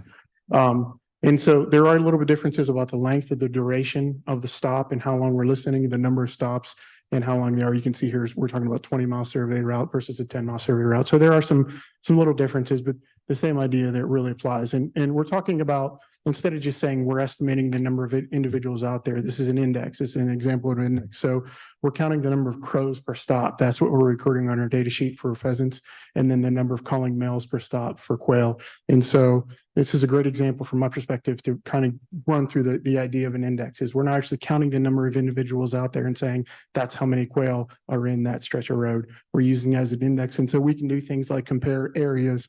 So you can see ecoregions within the state. We can do things like compare over time when we have good years and bad years, right? So pretty obvious when you see, the drought in 2012 or so, you can see how the trends change and how this is useful information. For example, if you're an upland game hunter, but also if you're a manager that has to make decisions about harvest seasons, those types of things. So you can use this information, and the same thing is displayed here, just within a specific year. You can see where good areas, bad areas for that index compared to the other parts of the state, where in theory, where you're going to see more and less pheasants. The same thing over here for quail. So you can see the overall trend for the whistles. You can see over time, and you can see for the folks that have been out this year, it's been a couple of really good years for quail, and that shows up in our indices as well. Next example is one Commission has heard a fair amount in the last few years with some of our discussions about turkeys especially, but that's a rural mail carrier survey, and this is the card we pass out to volunteer mail carriers that have routes in rural areas, and we just ask them to keep track of what they're seeing as they're running their mail routes. And so we do a number of these seasonally, and those each have a different purpose, and we utilize that for different information or different data. So you can see winter, spring, summer, and fall. This is a standardized process, which is for all of our surveys, indices, everything is really important. So we can use that for comparison. It's statewide and regional indices, and it's really just the number of individuals they're seeing per 100 miles driven. And the nice thing about this, one of the nice things about this index is that it applies for a number of species. We often ask them to keep track of a pretty significant number of species as they're driving along out there. So they can be utilized for a good amount of species. And the one that I mentioned a minute ago there is for turkeys. And so just to show you what this index looks like for turkeys in the springtime, we can use that information as an index to give us an idea for adult abundance out on the landscape. And then that same survey later on, if we talk about summer, we can use that for the number of young versus adults, and that gives you an idea of production. So how we're doing as far as young turkeys on the landscape. So a lot of these surveys and indices we can use for multiple purposes, and this is a great example here with the Rural Remote Carrier Survey. And the last index I wanted to provide here was the Roadside Fur Bearer Survey. And so this is a survey we complete within the agency, of course, and it's just the wildlife and parks personnel out during their normal duties and activities, spend a lot of time on the road. And so we ask them to keep track what they're seeing for fur bearers, whether alive or dead, along the roadside, and just provide a really good, reliable index for us for fur bearer abundance. And so, you know, we're talking about late summer. So let's see what the 4th week of July all the way through September. And then they just keep track of observations and mileage again. We like to scale that by how long they're on the road, how many miles they're on the road. And then we can use that information here. And this is a figure I think you've seen pretty recently from Matt when we had some discussions about raccoons and raccoon abundance on the landscape. And you can see there again, this is an index. You can see it's a roadside index there. It's not an absolute abundance estimate, density estimate, but you can see it tracks pretty well with a lot of what we're hearing about different fur bear species, raccoons, that type of thing. So I think those, you know, provide a pretty good summary there of what we use for as far as indices are concerned. We can move into a little more elaborate setup when we start talking about some of our population surveys. And this is the one probably get the most questions about of any survey we do. Number one, it's a spotlight survey, so it's at night.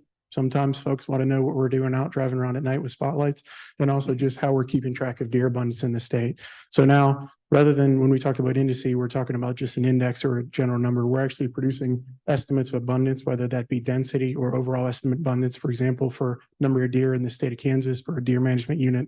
Then we're moving into that realm for the surveys I'm talking about now. So we have, you can see the map down here. It's a little bit small, but you can see where we have those DMU routes in every deer management, the spotlight survey routes in every deer management unit, as well as many of our wildlife areas.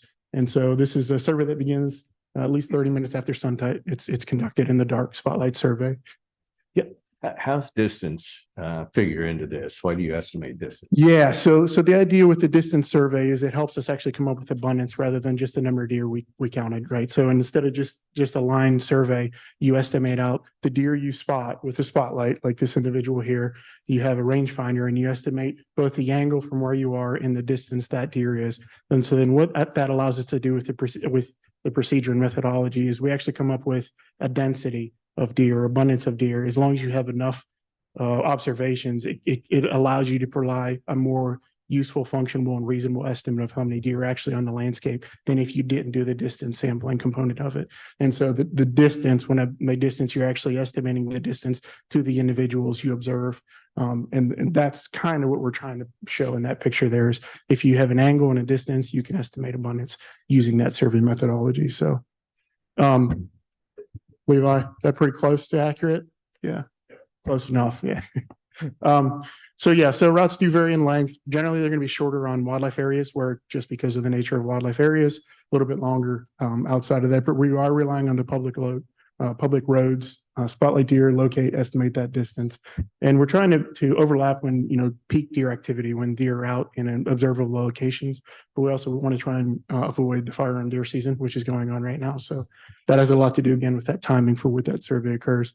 So what we produced with that survey is then these are some figures here for some different deer management. You can't quite see it with the zoom window there, but these are two different deer management unit estimates for density of deer. And you can see, I think one is in the neighborhood of 5 or so deer, and this one's over here is in the 20 to 30. So you can see the differences. And then, of course, this is just over time, how those densities have changed over time. And Levi takes this information for the different DMUs, for the different wildlife areas, and it actually produces an estimate that he provides online of actually the number of deer we have overall. So we do have an estimate. This provides the densities, you extrapolate that out. And so we have our estimate how many deer we think we have in the state on an annual basis based on this information. And then the other thing I wanted to point out here, the bucks and fawns per 100 does. This is another good example. We're not just collecting information on how many individuals are out there. We also want to think about things like productivity, so the number of fawns that are out there. And then also for some species where you actually have the abilities to do so, we can manage the male and female or the antlered and antlerless populations differently. So it's always good to have an estimate of that as well. So we estimate both of those things while we're doing spotlight surveys as well. So just wanted to point that out for that survey. Next example of a survey is our first example of an aerial survey. So this is one that's flown with fixed wing airplanes. It's generally in the 500 foot range. So you have to be low enough that you can spot a Canada goose and identify it as such. And some folks like Tom are very good at that.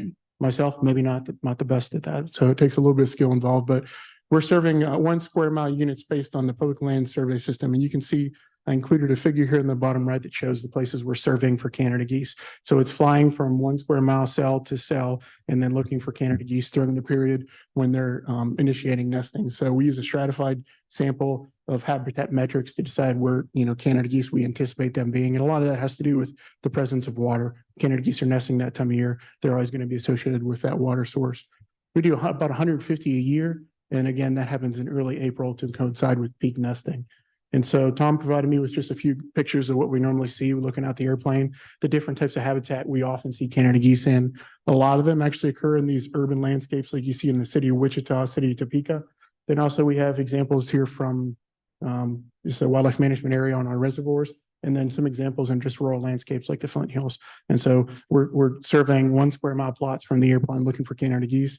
And then we utilize that information to produce an annual population estimate for the state of Kansas. And so you can see here, we do both Canada goose pair estimates, so how many breeding pairs we anticipate or we estimate we have, and then also overall estimate, because there are some birds that are non-breeding in this state as well. And so you can see here, this is what's resulting from that aerial population survey for resident Canada geese.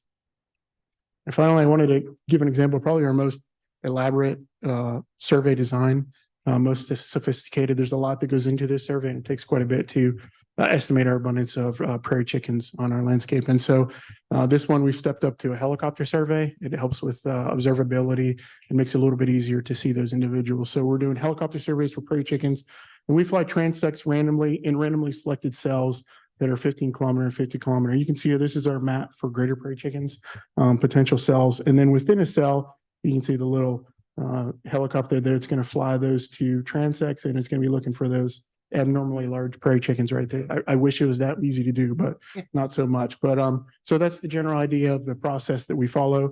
That survey occurs annually, March 15th and May 15th, which is during the lekking period where they're easiest to detect and document. It's a morning survey again, so we're talking about sunrise to 2.5 hours after. And this survey relies on similar distance sampling like we were just talking about for the spotlight survey.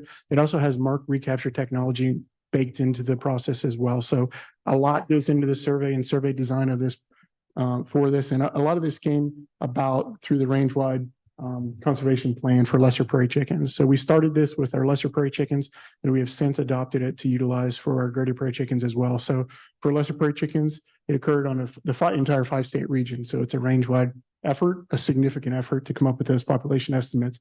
Back in 2012, as part of that range-wide conservation plan, and it's conducted every year since, except for COVID 2019, where being stuck in a small helicopter really just wasn't an option. So we weren't able to complete that. For greater prairie chickens, it's a very similar design, and we just kind of adopted some things from the lessers, but it occurs just in Kansas, primarily Kansas, a little part of Oklahoma, and it's conducted on an every 3-year basis. So we're just not able to be able to do that on an annual basis. And this is really what you see as a product for those efforts. On the top here, these are both from the lesser prairie chicken efforts. You can see an annual basis. We see our population estimate with confidence intervals there, and you can also see it broken down just by a few regions, just to show the different areas we see your prairie chickens on where chickens seem to be doing better or worse, that kind of thing. So we have the resources available, the survey effort available is enough that we can produce those estimates for each one of those ecoregions. And then down here, similarly for greater prairie chickens, you can see it's every 3 years, so just less frequent, but the same type of information. And you can see again, we're talking about Smoky Hills versus Flint Hills type things. So that's probably one of our more sophisticated examples. It's a significant undertaking every time we're trying to do a prairie chicken survey. So trying to provide a few examples there is just to give you an idea of the type of work we're doing to estimate population abundance for wildlife species. And so the techniques we utilize for a particular species group is a product of a lot of things. And a lot of it has to do with what we need for our management decisions. So our information needs, and then also things like feasibility, reliability, when it has to happen, particular time of year when the species is more observable, species are more active, those types of things. And then also, of course, the coffers aren't unending, right? We have to be able to afford the survey. And some of these helicopter survey efforts can be extremely cost prohibitive at times.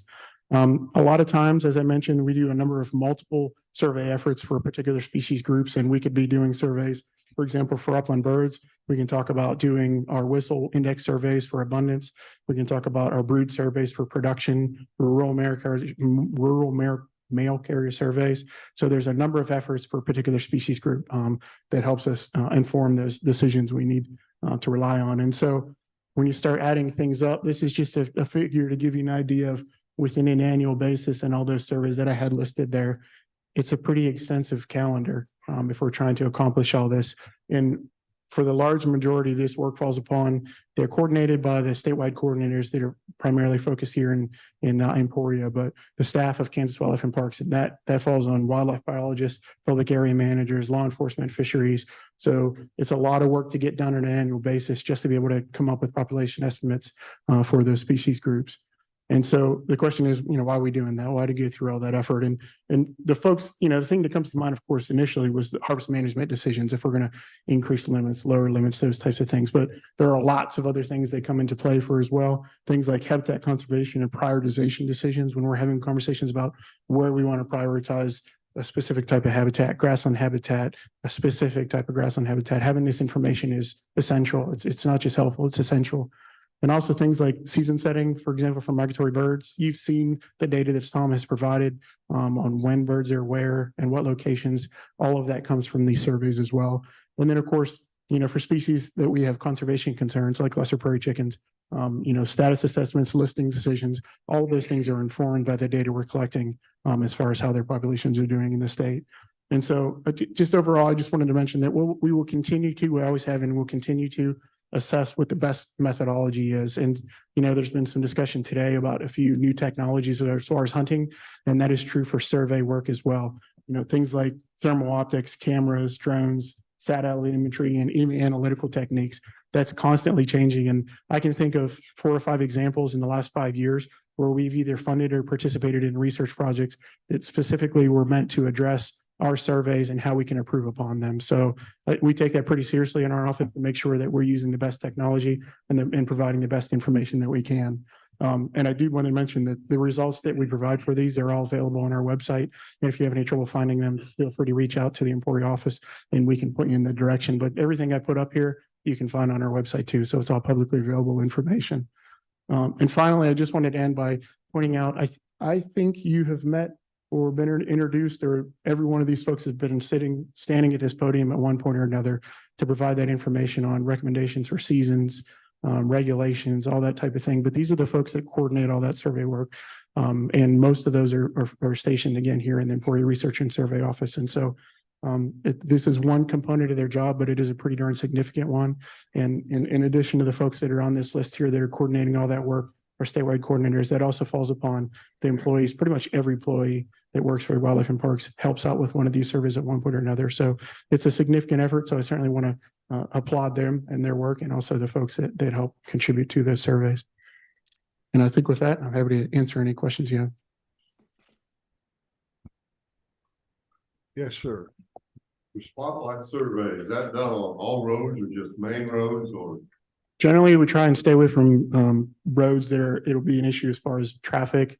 So kind of trying to think the best back roads, the roads that we're going to have less issue with disturbing people, traffic, that kind of thing. So yeah, and there are times when they need to be adjusted just because a new development comes in, those kind of things. But, you know, we also have to cover the entire state. So there are areas in, you know, of course, especially eastern and northeastern Kansas where it's difficult to avoid development, people, traffic. It's just part of the process. And one of the projects we've been looking at is utilizing thermal technology instead of a spotlight to avoid conflicts with landowners and, you know, just residents kind of thing. But yep. Levi, is that pretty accurate? Yeah. Okay. No other questions for Rich? Rich, Commissioner Ford. Yes, sir. I guess I've always kind of questioned the mail carrier survey. I've personally interviewed many mail carriers that say they don't do the surveys. I guess my question would be, do we have information on how many mail carriers are out there and how many actually do the survey? We do. And Kent, who's the best person to answer that question? Do you happen to have an answer for that? Yeah, I'll have Kent come up and answer that. But yeah, we do have that information. And I think he relayed it to me, but I forgot it already. So. Yeah, so historically, we've run the real mail carrier survey since the 60s. It's been a long running survey for us, and we've had tremendous input from and help from our real mail carriers, obviously. Historically, we've had about 100 to 110 responses for each time each week that they run this. So each of the 4 times a year that they run it, we've seen some drop in that to around 90 currently. So statewide, but yes, there's certainly a significant number of real mail carriers that do not participate, but it is a voluntary thing. It's not like they're getting paid extra to do this. And we haven't seen any drastic increases in the amount of variation that we get from the estimates that we get from these. So if all of a sudden we saw drastically different, you know, measures from year to year and increased degrees of variance, we would have concerns, right? But we've seen relatively consistent participation through the years and still have good confidence in the results that we're getting. I'd interviewed everyone that works out of our local post office, and none of them said that they participate. So I guess that's my red flag. Yep. And of course, we'd be happy to have conversations with them to talk about how the data is used. Certainly always happy to have that and just encourage folks to participate as they're able to. Commissioner Escarino, I have a question for you. Sure. Have we considered potentially putting maybe with the modern technology that's out there, putting maybe some cameras on rural mail carriers vehicles where we do not have to rely on the mail carriers to provide that information? I know that we probably don't get participation because of the time that it takes for them to do their job and perform the survey. Might be something that we could take into consideration. Yeah, thank you, Commissioner Escarino. I can comment that. I think we spent a fair amount of time, especially looking at new camera technology and the use of AI and other programs that help. The problem with a lot of the surveys where you rely on cameras is it produces an exorbitant amount of information that needs to be gone through to actually get out of it what you need. And so as technology develops to help you sort through those videos or photos so that you can actually get the ones that have a dead skunk on it, or, you know, whatever type thing, that becomes a little more of a possibility. So I think we'll certainly continue to consider technology like that. But I think at this point, it is something we've discussed, is particularly about cameras, maybe not so much cameras attached to rural mail carriers vehicles that hadn't come up yet, but we can certainly consider that option as well as technology continues to develop. So appreciate that. Sure. How often do we use drones for the surveys? And I know that's probably something that do we own a drone as far as wildlife and parks? We do. Yeah, we have I'm going to say a few dozen or so licensed drone pilots. And actually there was a comment from the individual earlier with Part 107. All of our drone pilots are Part 107 certified. We rely on drones. I don't have a great summary for the overall agency, but I think law enforcement activities is probably one of our highest utilizations of drones. But then also we do have trained personnel in all divisions, I think, outside of there as well, and we use them for multiple purposes. We've actually tested somewhat for surveys. Some of the difficulties with drones now, especially line of sight and capacity to be able to go long distances, is a little bit limiting for the utilization as far as surveys are concerned. But there are some examples where drones are being used. For example, contractors as far as surveying for prairie chickens in wind energy areas, those kind of things. So there are some examples out there on the landscape, but sometimes the issue of scale comes up when we're trying to the amount of area we're trying to survey, the amount of individuals we're trying to capture, on that camera. It can be pretty difficult with the limited capability so far without being cost prohibitive. Drones get expensive pretty quickly, but yeah, we certainly do have a number of individuals in the agency that have that capacity to fly drones. Thank you, sir. Absolutely. Thank you. Thank you. It's 1:49. Let's take a break to 2:00. We got a lot of stuff to go over, but we've been at this a couple hours.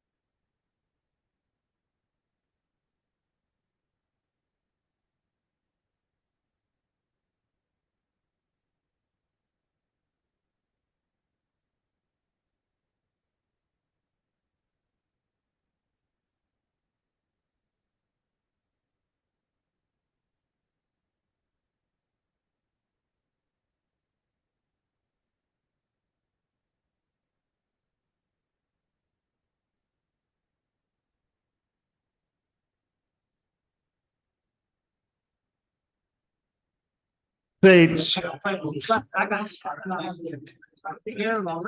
Because they have. It's just.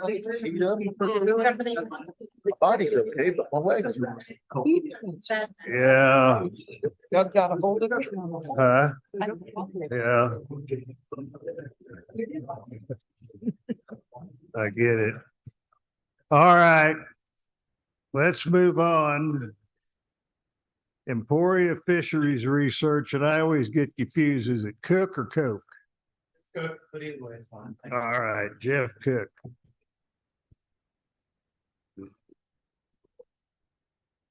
Thank you, Chairman Lauber. It's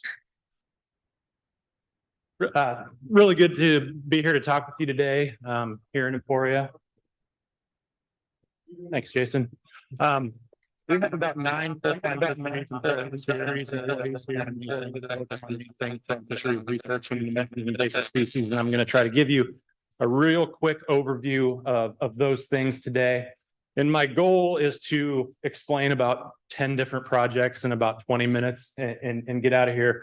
So I'm going to go about a mile wide and an inch deep. If you have any further questions that require a more detailed explanation, I have our email addresses plastered at the end. And I also have these little blue folders that have our annual report in it from last year that explain most of what we work on. So I'd encourage you guys to take a look at those. And if anybody listening online or in the audience wants an electronic copy of those, I'd be more than happy to email them to you. So here's a general outline of what I'm going to be talking about today. And if nothing else today, I will be timely on the effects of forward-facing sonar. I had a real good conversation with Jim here at the break, and we're going to continue that at some point. So I'm going to talk about that, some of our Persid stocking evaluations, walleye and saugeye. Going to talk about freshwater drum of all things, and hopefully I can shed some light on your knowledge about freshwater drum in Kansas. And then we're going to get into some human dimensions and crossover with invasive species projects, and finish off with just some invasive species updates. So live imaging sonar, or LIS. Should we be concerned? That is the question of the day when it comes to fisheries. We have looked into this with a couple different projects. The projects we're really proud of. We did them in as a controlled setting as we could, but they do have shortcomings, and we talked to Jim about that, and I'll try to give you a little bit of summary about that. But we've done 2 different iterations, and Ben Neely, our research biologist, has been in front of the commission before and gave you an explanation of our crappie project, and I won't belabor the points of that with you. But one of the shortcomings of that crappie project is we kind of ignored the social considerations when it comes to live imaging sonar. And that's one thing that I'll talk about briefly with what we did with our blue catfish project. So the projects were kind of mirror images of each other. We had a bunch of people fishing with live imaging sonar, a bunch fishing without it. We did it on Milford at Blue Cats. We have a world-class fishery right there. It's wonderful. And if the study taught us anything, is that anybody can catch blue catfish at Milford Reservoir. So, and like I said, the one thing that we wanted to get at with this study was kind of the perception of live imaging sonar by users. So this is just kind of a review of the crappie study. Basically, we could not identify any effect of live imaging sonar on a bunch of us who were considering casual weekend anglers. Catch of people with it and without it, it didn't really matter. The second point is that we don't really have, from this study, any evidence that live imaging sonar is going to have any negative effects on our winter crappie populations. And in general, our crappie populations in Kansas grow super fast. They have really high incidences of natural mortality.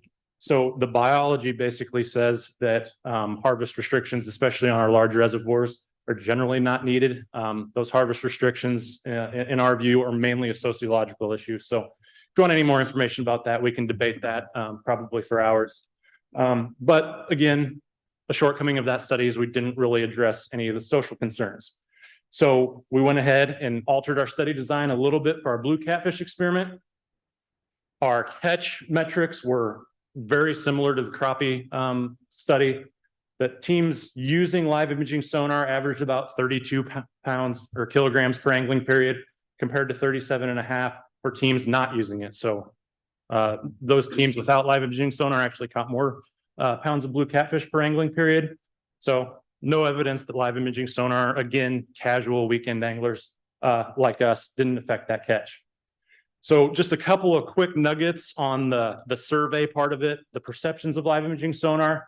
So anglers with live imaging sonar spent more time looking for angling locations than those without live imaging sonar. And that's probably not groundbreaking anything. I mean, you go out to a reservoir and you see the guy with the live scope down, driving around, not fishing.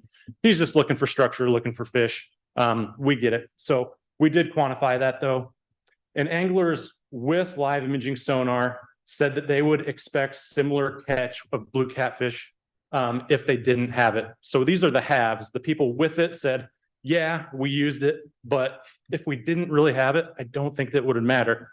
So that's kind of interesting. But the second point here, I think, is the counterpoint to that, is that the anglers without the live imaging sonar thought that, yeah, if I had it, I think I would have done better. So it kind of sheds a little bit of light on the psychology of live scope, the haves and have nots. I think the people that generally don't have it are quick to point the finger at those that do.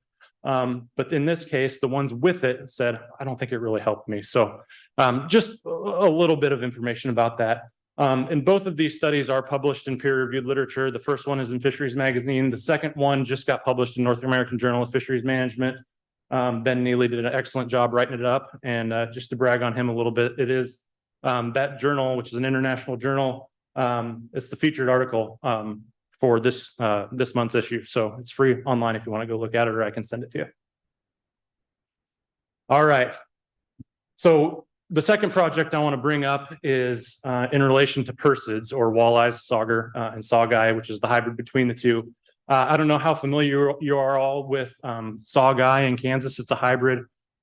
We stock a lot of hybrids in fisheries management. This is just one of them. So basically we take a walleye mother, a sauger father, cross them, and this good looking fish there is a little bit of a combination of both of them. So walleyes in general love big reservoirs, real good water quality, good habitat. And unfortunately in Kansas, we don't have a whole lot of great walleye reservoirs. I mean, we have a few, but they don't really live well in small turbid reservoirs. So we use this hybrid vigor. So we spawn her with him and end up with this, and they do really, really well, especially in small impoundments. So here's how many we stock in the state, and here is where we stock them. We stock about 8 federal reservoirs, or the bigger waters, and we stock them a whole bunch in smaller impoundments, mainly for stunted white crappie or gizzard shad control. So this is a really busy table, but I'll try to walk you through it really quick. So this is 2020 fishing forecast data for walleyes. So in general, so that red box there is basically sampling information. So the higher on this list, generally the better the population is. You can see there's a little bit of a west to east gradient, Wilson, Cedar Bluff, Kerwin. Those are the better walleye populations in the state. You get towards the bottom, unfortunately, Melbourne, Clinton, Pomona, the reservoirs around here really, don't have the numbers or the size that those ones out west do. So there's that component of this table. The next component here is the 2015 through 2020 stocking information for walleyes. So again, it's a busy, a lot of numbers, but this just basically gives you an idea of how many fish we're stocking in those reservoirs. This last column there kind of gives you an idea of the efficiency of those stockings that lead to the population. So the bigger numbers, the more fish per stocking basically that goes into it. So again, Wilson, you have a higher stocked fish ratio compared to how good the population is. And unfortunately, you get to those ones at the bottom, Melbourne, Clinton, Pomona, those aren't very efficient. We stock fish, some of them show up, but not at the same rate as some of those better populations. So, as fisheries management agencies, we need to think, well, what can we do to make those populations better? And maybe stocking a hybrid could be a solution. So we concocted a study, and the objectives were just to stock 50% sawguy, 50% walleye, see what happens. I mean, it's fairly simple. So we picked Clinton, Melbourne, and Pomona, and stocked these 6 to 10 day old fry. Sawguy were spawned on the same day, and walleye were spawned on the same day, stocked on the same day, everything controlled, and we looked what happened. So here are some of the results. These are fall night electrofishing data. And these are length frequency distributions. So this is basically how long the fish was in millimeters. This is about 10 inches. This is about 20 inches. And this is really effective at sampling these smaller fish. So the age 0 fish in the fall. So the fish that recruited from that year's stockings. The black bars are walleye and the white bars are sawguy. And here are the percentages of how those species were composed in those samples. And as you can see, the hybrids really seem to be doing well in those reservoirs. You can see there's a few remnant sauger from some stockings back in the late, I think it's 2019 maybe. But in general, sawguy are doing really well and we're really excited about how this is going. I didn't put in any of the adult data, but these fish have been in there for 3 years and we do have sawguy up to about 20 inches in some of these reservoirs already. So it's looking really good. All right, switching gears a little bit to freshwater drum. Here is a graph of species preference from Kansas anglers from our licensed angler survey. And you can see the usual suspects at the top: largemouth bass, crappies, channel catfish. You can keep looking, but freshwater drum aren't in there. So why in the world would we research this fish that our Kansas anglers don't really care about? And the reason is that there's been this movement in the fisheries profession to kind of look at some of these kind of non-traditional sport fish that are kind of around that we really don't know that much about. And one thing I want to draw your attention to is recently in Minnesota, some scientists started looking at bigmouth buffalo of all things. We have buffalo in a lot of our reservoirs in Kansas, and we really don't know anything about them. They found out in Minnesota that these things can live over a century, and they're not recruiting at regularly spaced intervals. So they might get a spawn off or recruitment event off once every 10, 15, 20 years. So it's just kind of one of those things in the nature of conservation that we need to start examining some of these things in Kansas. And freshwater drum was kind of an opportunistic study that we just decided to look at these last 2 years. And like I said, there is this kind of shift in the paradigm of fisheries management throughout North America that, you know, we can maybe look into some of these rough fish populations and see if there's something that we need to know about them to protect them into the future. So here is a sectioned otolith from like a 7-pound freshwater drum from Glen Elder, I believe it was. We did this in 2 reservoirs, Glen Elder and Teller Creek. Turns out these fish in Kansas reservoirs can live a really long time. Not as long as the buffalo in this instance, but this one right here, we aged at 41 years old. It's like 7 pounds. So again, if we can just kind of get some of this information in front of anglers next time they're walleye fishing and get upset when they bring a drum into the boat, you know, maybe they can say, well, this drum might be older than me. It might be older than my kids, and it might lead to a little bit of more of an appreciation for these species. A second thing I wanted to note about the drum is this figure right here. So this is basically year class strength from our ages, from Glen Elder on the top and Tuttle Creek on the bottom. The bars going down means that the year class was estimated to be below average. The bars above were estimated to be above average. And you can see that there's some general trends here. I mean, these reservoirs are 100, 200 miles apart, but the populations in general, when there was good periods at Glen, it was good at Tuttle. When it was bad at Glen, it was bad at Tuttle. Back to good, back to bad.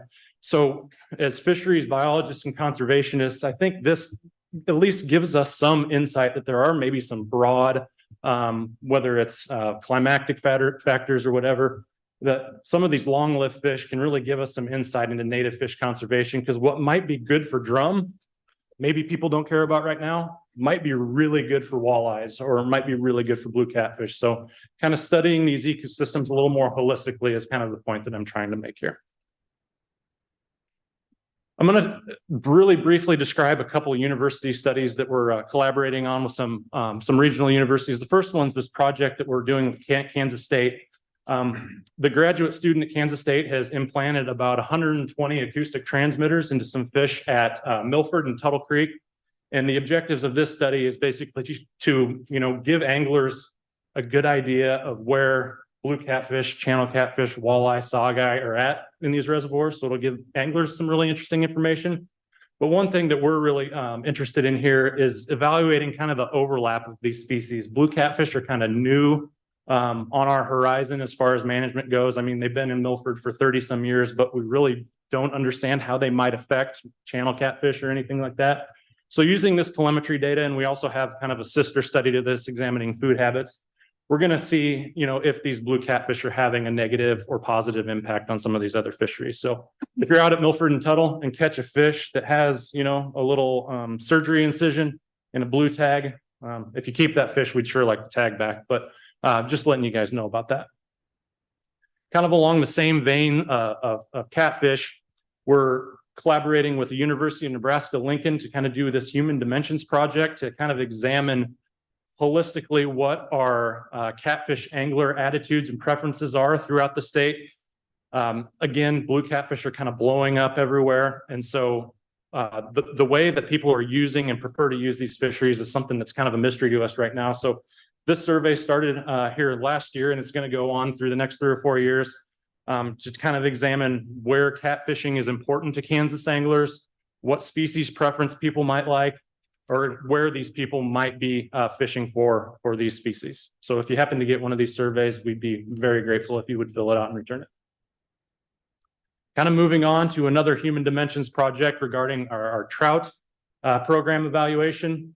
So here's this graph here. It shows basically the cost to buy one of our put and take winter trout per year since 2011. You can see that it's tripled and in some instances quadrupled. And unfortunately, our revenue is staying very consistent, but our costs are going up. So unfortunately, something's got to give. So the objective of this study was just basically to inform palatable solutions to kind of alleviate some of the rising costs of our stocking program. So what we did was we had really wonderful participation from our division. We went out and just boots on the ground, talked to 500 trout anglers throughout the state. And they said some interesting things. And the first one was how do we prioritize stocking locations?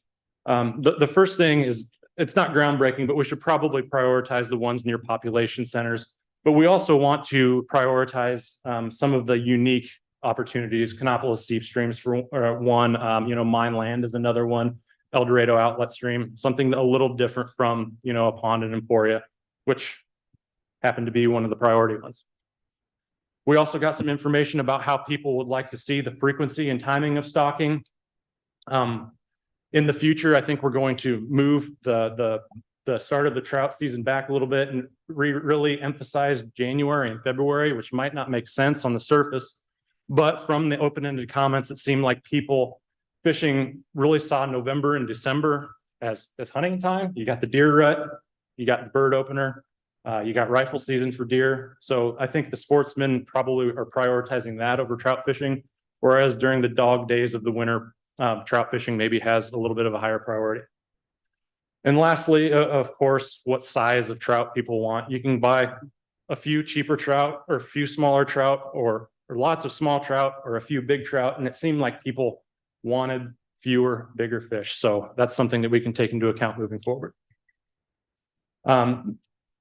One more Human Dimensions study that is of some interest here is Kansas River User Survey. So from the Water One Dam down to the mouth of the Kansas River, we really don't have a lot of information, especially as it relates to people's perceptions of invasive carp. So this was funded by a U.S. Fish and Wildlife Service grant that we obtained to kind of look at invasive carp perception from anglers, but we also kind of tacked on some of these other objectives.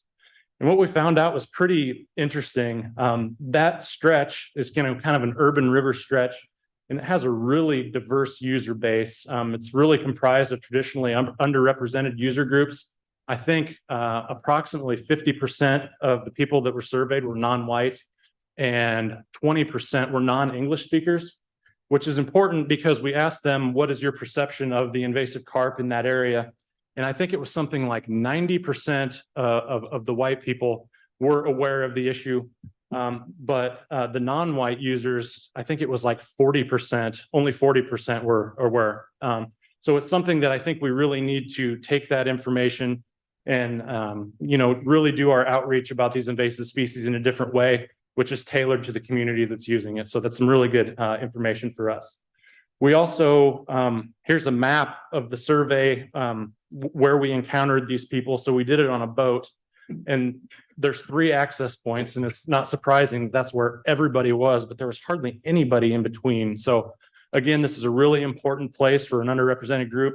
So if we could really improve access and safe access in that area, I think it would really move the needle as far as that fishery goes. And here were some basic general trends relating to people's perceptions of invasive carp. The blue ones are kind of favorable. So, I like to use that for bait. Actually, a lot of people said that. The white ones are neutral. So yeah, they jump in the boat, but it's no big deal. But the red ones are what people considered unfavorable. So it was kind of a mix of 50-50. I think people like to use them for bait.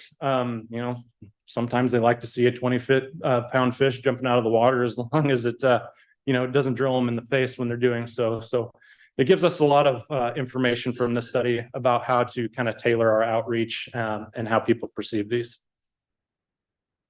The last thing I'm going to hit on here quick is our aquatic invasive species outreach and prevention. Some of the novel things that we're doing. You might have been fishing in some of these locations or recreating at some of these locations throughout the year and noticed either you got interviewed by these technicians that are examining your boat for invasive species, educating you on those invasive species, or we have these solitary units. They're called CD3s. We have some of them on trailers that we put out at reservoirs. So here, the red dots are where we have these CD3 units. They're solar powered. They have a vacuum in them so you can suck the water or aquatic plants or mussels or whatever off of your boat. They're pretty self-sustaining and pretty slick, and then we can move them around to these different spots. And the yellow dots are where we had these crews out and inspecting boats this summer. And we're going to continue probably both of these programs for the next few years. So keep an eye out for these. And lastly, I wanted to touch on some of our invasive carp research. We were very fortunate enough to obtain some grants for the last 3 or 4 years, and we were able to hire a couple of term invasive carp personnel who are doing some really awesome things.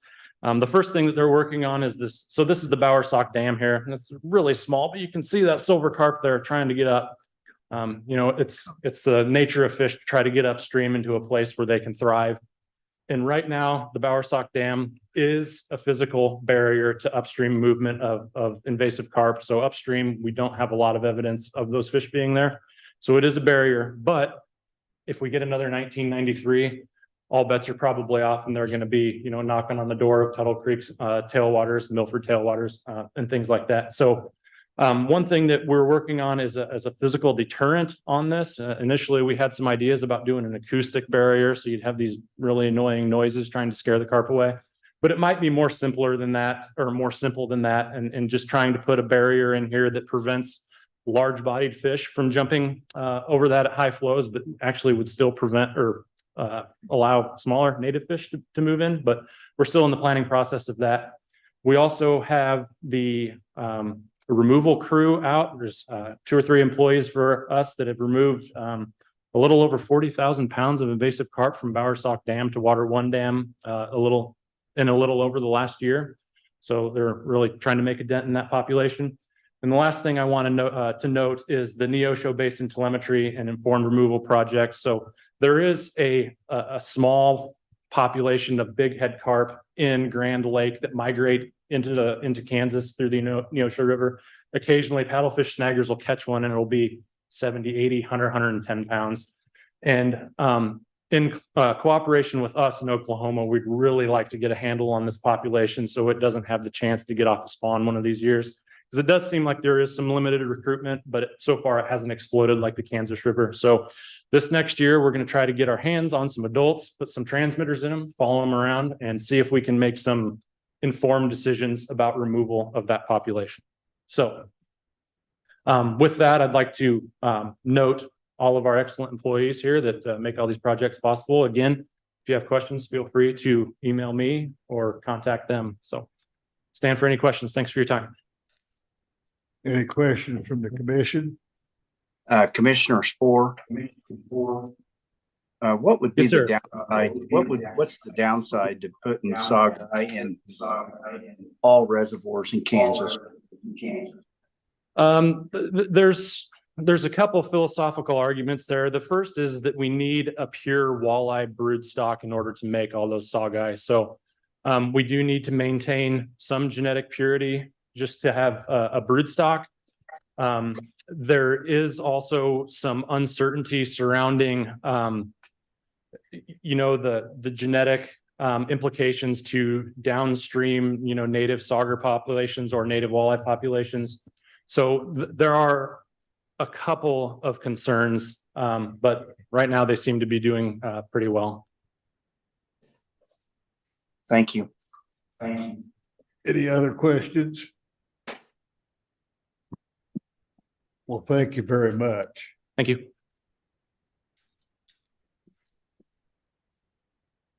Matt?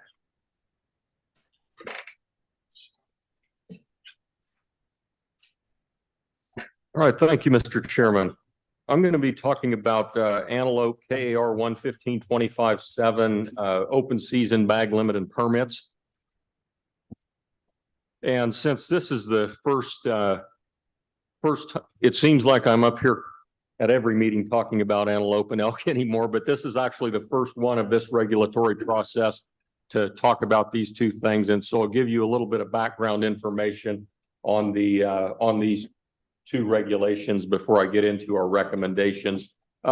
We have had pronghorn populations and hunting in Western Kansas since 1974. And we've had a four-day long firearm season since 1990. And the firearm season has traditionally started on the first Friday in October. The archery pronghorn season was 9 days long from 1985 to 2004. And it ran through the 2 weekends prior to the firearms season. So, and then in 2005, archery season was reopened on the Saturday following the firearms season and continued through the end of October. But this extended season was eliminated last year, or actually in the 2023 season. So it was this year, but last season, to reduce archery harvest pressure. And a muzzleloader season was initiated in 2001, and it begins immediately after the archery season on that Monday. And Monday through Thursday, it's muzzleloader only. And then the second 4 days of that 8-day season overlap with the firearms season. So with the exception of eliminating that archery season, that extended archery season, this regulation has been pretty stable over time. So it's been really consistent. We have not made any major changes in recent years, I think, other than that archery season. And I would just a little bit of an update on the status of the things we've done to sort of reduce our archery harvest pressure. Our permit numbers this year with only a 9-day season, and also they can no longer double dip in terms of applying for a firearm permit or getting a preference point and an archery permit during the same year. Our archery permits dropped by about 28% this year. So it did have some impact. As populations have declined, we've also had maybe a few more complaints about high archery pressure in certain areas of the state. And so I think this over time will sort of address some of those social issues that archery hunters are concerned about. In fact, some of them have requested, going to limited draw, which might be the next step. But a little bit of an update on the pronghorn population. They did have better reproduction this past year after 5 or 6 years of poor reproduction due to the drought. And so hopefully the population responds with some better weather, and we don't find ourselves having to go down the path of limiting hunters any further, but all that remains to be seen. So moving on to sort of the recommendations here, we're proposing unlimited archery permits be allocated for residents and non-residents. Again, these are standard things in recent years. Firearm and muzzleloader permits are restricted to residents, with half going to landowner tenants and the remainder to general residents. And then firearm and muzzleloader permits are determined after the winter population surveys. So maybe by the next meeting, we might have something to recommend. And then a recent change to this regulation is that the season dates were established in a durable format. So we're no longer proposing season dates, but we could say that the season dates that are in the regulation now will be September 21 through 29 for the archery season, September 30 through October 7 for the muzzleloader season, and then October 4 through 7 for the firearms season. So with that, I would be happy to answer any questions. Any questions for Matt? Do you, Commissioner Self, do you have very many of the landowner tenant allocation that does not get used by them and then is available to others, or do those pretty much get all taken? Yeah, by they pretty landowners? much get used. Okay. I'm thinking there may have been a rare case with a muzzleloader permit, a few muzzleloader permits in unit 17 or something that didn't get taken one time, but without going back and checking right now, most of them get used every year. Thank you. Yep. Well, having no questions, you want to talk about elk? Sure. Oh, sorry. Sir, could you step up to the mic and so we can hear you online too? Sorry. Just out of curiosity, what is the archery success ratio, and do you break it out between conventional archery and crossbows? Yeah, I do. And if you look online, you can find some pretty specific information on that. Total archery success has increased in recent years up to probably an average of about 18%. Traditional equipment is usually 5 to 7% lower success rates than what the crossbow users are. I think the hard part is getting within 50 yards of one. And so there's a little bit of a difference, but it's not like twice as successful or anything like that. But like I said, I do provide some pretty detailed information on that in the harvest report, which is available on our website. Okay, any other questions? If not, let's talk about elk. Okay, this is KR 115-25-8, elk open season bag limits and permits. So again, a little bit of background. Elk were first reintroduced onto Fort Riley in 1986, and we've had a hunting season there since 1990. And Fort Riley is where most of the elk hunting opportunity occurs, but most of y'all probably know that elk are scattered around throughout the rest of the state, mostly unpredictably, but there are some exceptions, including parts of southwest Kansas, most notably, where some pretty good high-sized herds exist. And we've allowed some pretty liberal harvest opportunities on those elk, but we continue to protect the elk in particular around Fort Riley. And then also Cimarron National Grasslands was also the site of reintroductions years ago and of hunting seasons, but now that area is closed to hunting. So along those lines, sort of our history of elk hunting in Kansas at both Cimarron and Fort Riley has been to sort of protect elk, maybe ultimately a little bit excessively, until crop damage complaints became a real problem. And then we had to we issued a lot of permits and pretty rapidly depleted those populations. And so our current harvest management system, since 1999 anyway, is we've been increasingly expanding season dates and permit availability to allow elk that might be causing crop damage or other problems on private land to be harvested. And then, like I said, we've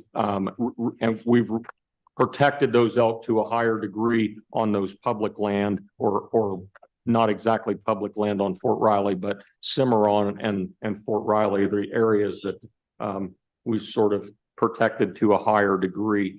And that seems counterintuitive. I get asked fairly regularly or get comments like, you guys must be trying to get rid of the elk on private lands or something like that, or it'd be nice if you did something to promote them. And actually, what we've done now has been very effective at promoting them, in that landowners know that, well, there's a huge benefit for them to maintain a few elk because they have the ability to hunt them. And so they can hunt them. They want to be able to hunt them next year. And so that means they can't kill them all this year. And so that's one thing. And then the other thing is, with our liberal opportunities on private lands, they can have some elk with the confidence that they also control the ability to limit them when they think the population is too high on their land. So if they think they're getting crop damage, it's not hard to find somebody who's willing to come in and hunt elk on your land. And so they can maintain elk at tolerable numbers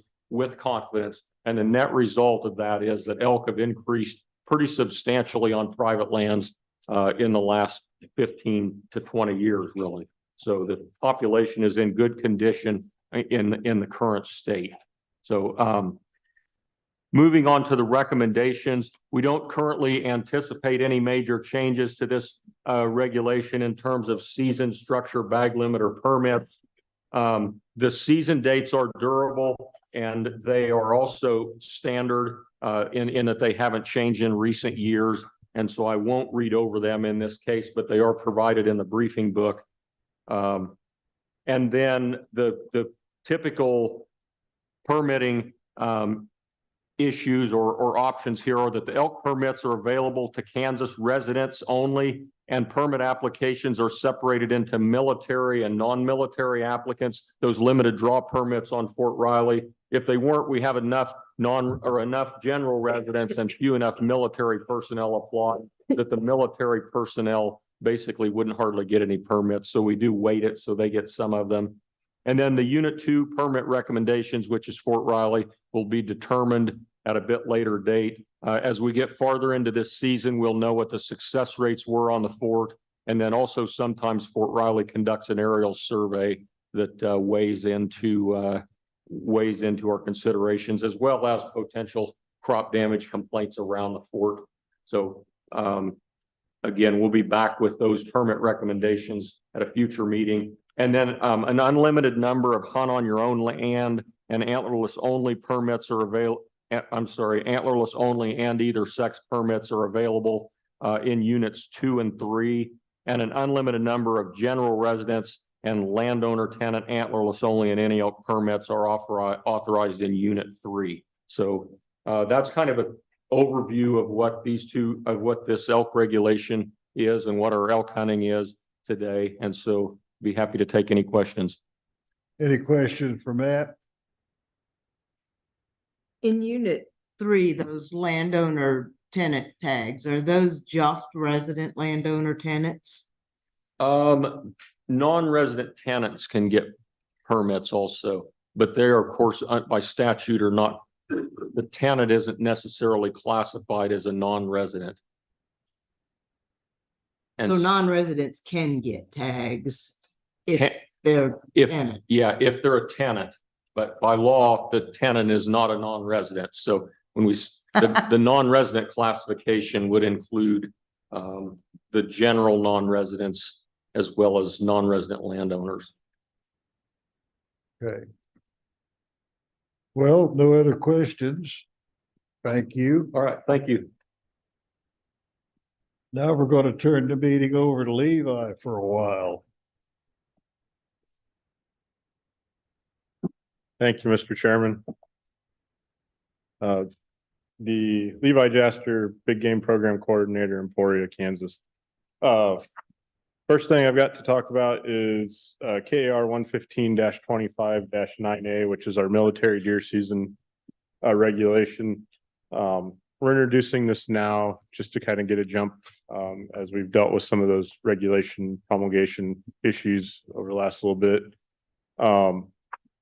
And typically we coordinate with staff at Fort Riley, Fort Leavenworth, and Smoky Hill in December to get their take on what season dates they'd like. And that gives us time to adjust for any training actions that they need to be able to work around to provide the most opportunity for folks.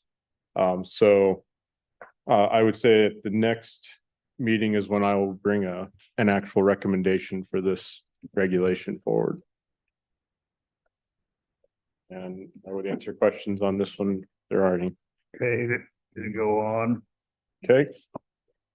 The next item I have is the Deer 25-9, which is our statewide seasons. We made this a durable regulation, so there's not going to be anything to change in this, and those then gives us the dates for the 2024 season. So the youth and disability season will be September 7th through September 15th. The early muzzleloader will be September 16th through September 29th. Archery will also start on September 16th and run through December 31st. The pre-rut for most of the state where it's open is October 12th through the 14th. We have an extended pre-rut season in Unit 12 only. That is October 15th through October 20th. The regular firearms season will start on December 4th and run through December 15th. And then our January extended antlerless whitetail seasons, those in the first season is January 1st through the 5th of 2025. The second season will be January 1st through January 12th. The third is January 1st through January 19th. And then in DMU 19, the urban unit, the extended archery antlerless only whitetail season will be January 20th through January 31st. And so that would be the seasons, statewide seasons for this next coming year. As there's not anything that we're actually recommending any change, would it be okay to not bring this back for coming It'd be meetings? okay to not bring it back. All right.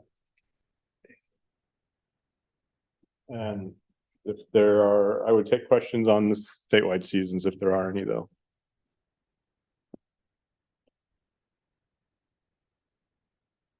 Okay, go on. All right. The next item I have is our permanent regulations. This is KAR 115-4-4, which is our legal equipment. We've had some questions arise about muzzleloader projectiles, because our current regulation, the way it reads, the only allowable projectiles are tumble upon impact, hard cast, solid lead, conical lead, or saboted bullets.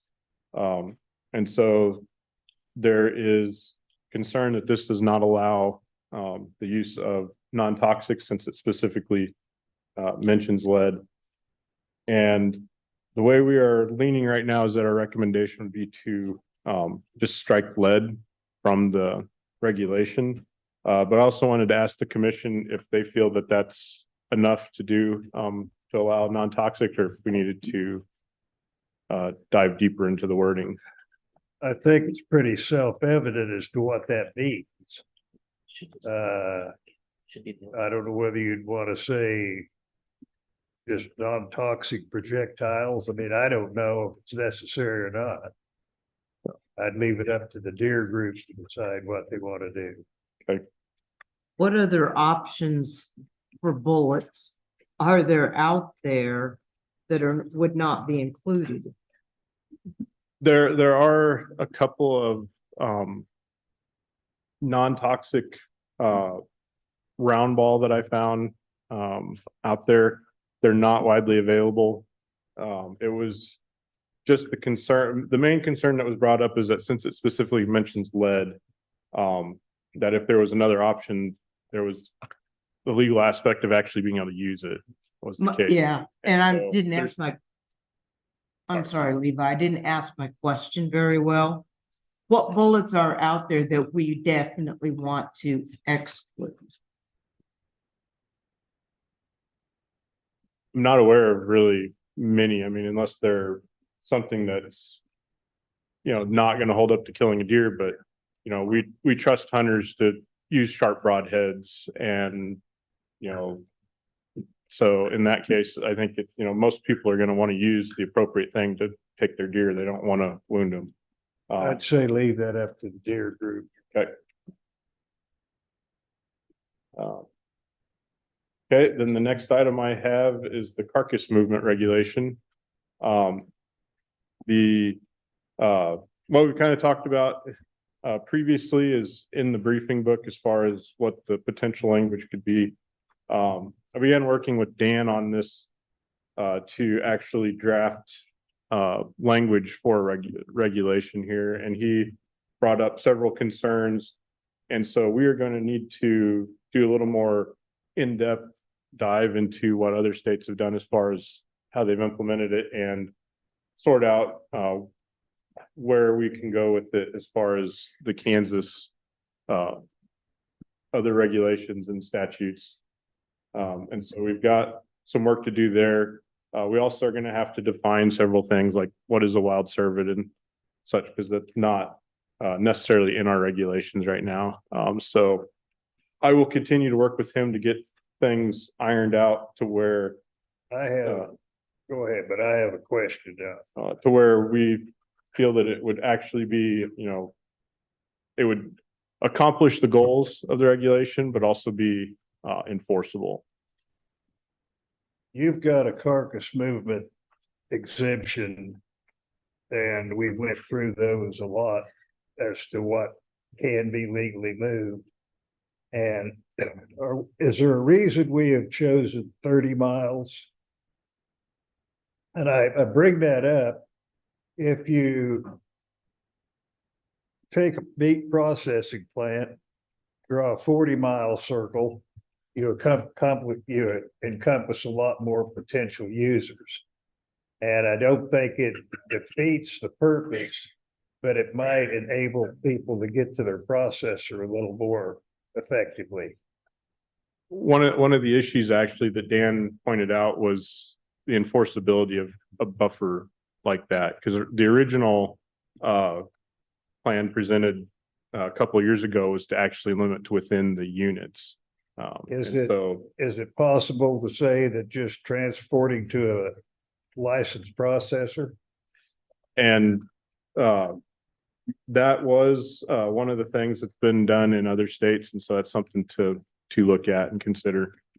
We want to help meat processors while there are still some around, and the more restrictions we place on them, the more a lot of them, they're already complaining that they're full with beef and stuff now, and we don't want to make them withdraw from harvesting deer, from processing deer. Yeah, and that was part of the reason why we put that 30-mile thing, was I to allow was just people to thinking, move if you that way. insist on a mileage limit, if 40 doesn't make any difference on the big scheme of things, it certainly enhances the ability to get people. Yeah, and some of it was looking at several cases, because we were looking at, we kept hitting municipal areas, and 30 was kind of where it fell in, and the level of movement that wouldn't get to where having anything, any kind of restriction would make any real difference, because we get to the point that, well, if it was 100 miles, in some cases you won't even be in the same unit. Well, or even the neighboring understand. unit. Well, anyway, you So get my point. Yep. But with that, that wraps up, I think, what I've got for you here. Any other questions for Levi?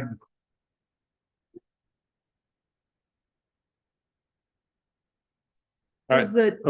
does the direction of movement make much difference? We've talked in the past that west going east was more problematic, at least in the past. That may not be so true now.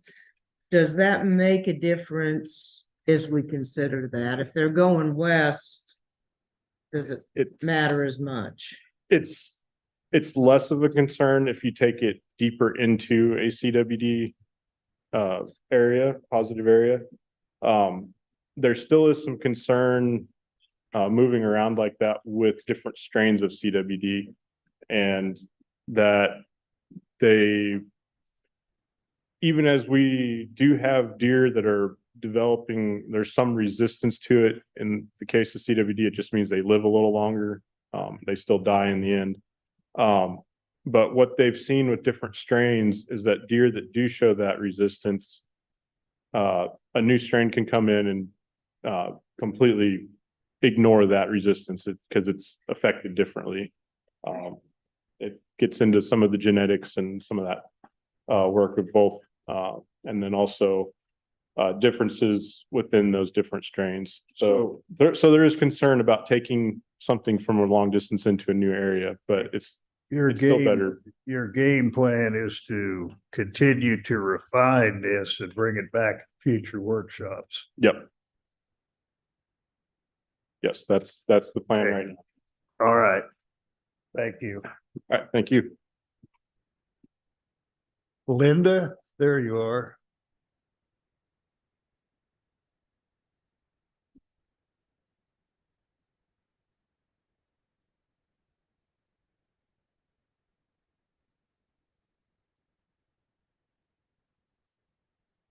We're going to go over this one more time, just so we're straight, right? Right, Dan? Okay. Our proposed changes for our camping regulation. Keep in mind, we've not raised any of our camping rates since 2016. 2019, we had our historic flooding, then we hit COVID, so that's why we're behind. Normally, we try to look at these every 3 years. The daily camp, we're at $10 today. All of our neighbors are at 15 or higher, where we propose to go 15. We want to do away with the annual camp. The average night stay for the annual camp is 60 days. That makes that annual camp permit value less than $5 a night. So we want to get rid of that. We're one of the last in the nation that has that. The proposed changes on that, so that would increase our 14-day. We do want to keep it. It's a $2 a night value for individuals that will buy it, the 14-day. That will put that at $182. We want to do our rent-a-camp for 15 to 25. Our seasonal camping program. We did hear from a lot of people on the seasonal camping program. We still have to increase it. And the numbers will go $100 a month across the board. Keep in mind, those individuals have to buy an annual camp permit so that we won't have that anymore, but they still will have a $100 a month increase. So it's not as much as a bite as we would expect. Do we have one more slide? So the seasonal camping program, just keep in mind what this is. We've had it approved by both the Bureau and the Corps of Engineers. An individual can stay for 30 days at a time with a contract from April to November. And so we're just finishing up. I have El Dorado's numbers. I don't have anybody else's, but keep in mind, El Dorado's the highest. They're at $606 a month right now, proposed to go to $706. It's the highest because it has competition around, and we don't want to undercut private industry. Anything else from Dan? If anybody have any questions on it, to make it clear, we need to move this forward. We're still going live in December with all of our permits. They're going to go at the regular fees. Once we get this approved, come back and get it approved for you. Hopefully we can change them within the time it takes to change them. Any questions? Thank you. Thank you. So, Mr. Chair, you do authorize moving that into the promulgation process? Absolutely. Thank you, sir. Okay, Ryan. Talk about public lands. Thank you, Chairman, members of the commission. Ryan Stuckey, Acting Public Lands Director. And listed in the agenda talks about or mentions the new public land regulation. It's the same one that I've been presenting. Stuart first presented it back in April, and it was the non-resident waterfowl hunting regulation, which is restricting non-residents on department lands to only be able to hunt Sunday, Monday, and Tuesday. One of the things he mentioned back in April was that we were going to take our time on this one. And we have what was mentioned back in Garden City was that we were going to present an actual written regulation at this time.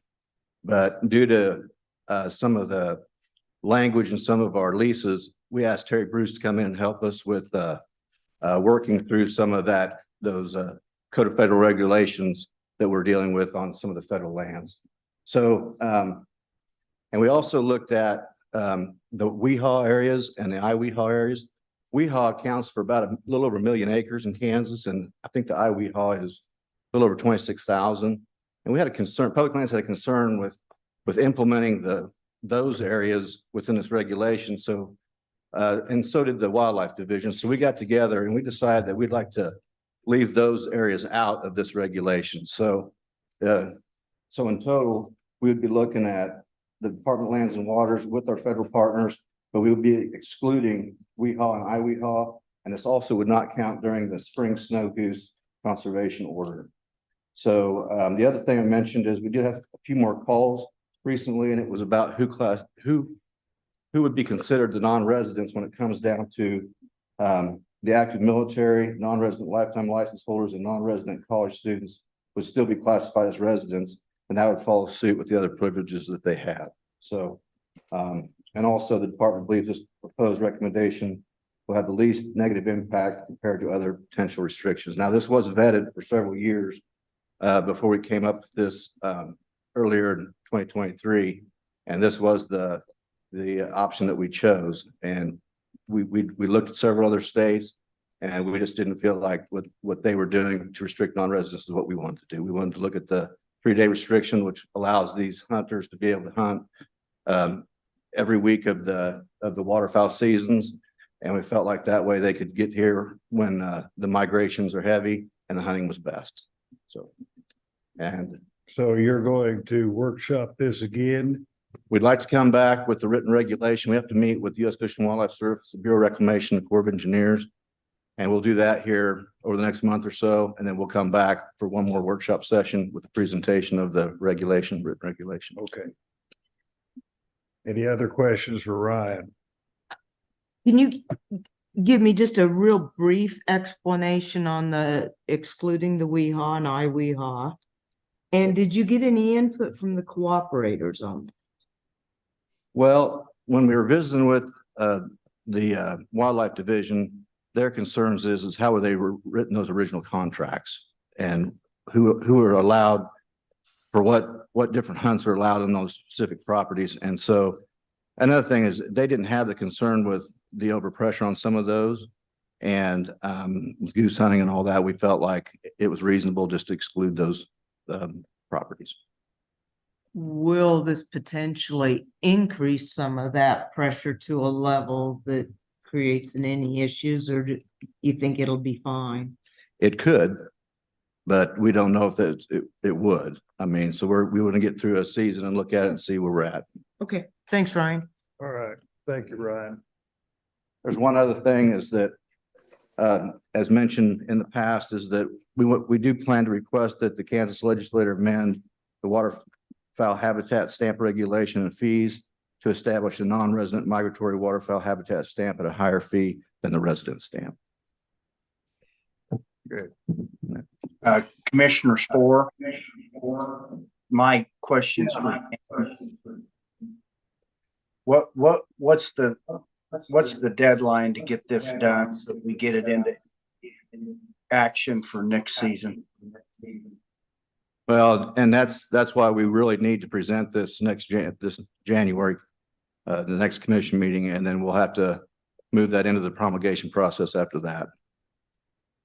It still could be done by next season. Yes. I think that's what Troy was wanting. Yeah, what's the deadline? What's the deadline for that? Well, there's not a hard and fast deadline because it takes different amounts of time depending on the regulation. It depends on how much economic impact there's going to be, because that adds another level of review to the process. This regulation will catch some heat and some fire in terms of the trip before the JCAR committee in the legislature because of the potential economic impact, and also the fact that it involves the non-resident hunters, which is an issue that's going to be kind of a hot button. So this one will not make the fastest trip on record through the process. Well, I guess that's what's concerning to me is we're still working on it, and we're subjected to not getting it done for the 24-25 season. Well, I think everybody wants to get it done as soon as we can, but I think getting it done right is more important at this point. So that's kind of the balancing act that we've got in terms of making sure that we've got everything the way it needs to be. Because once it starts the promulgation process, it can't be changed. So it would have to be restarted completely if there were any substantial changes at all, once it enters that process.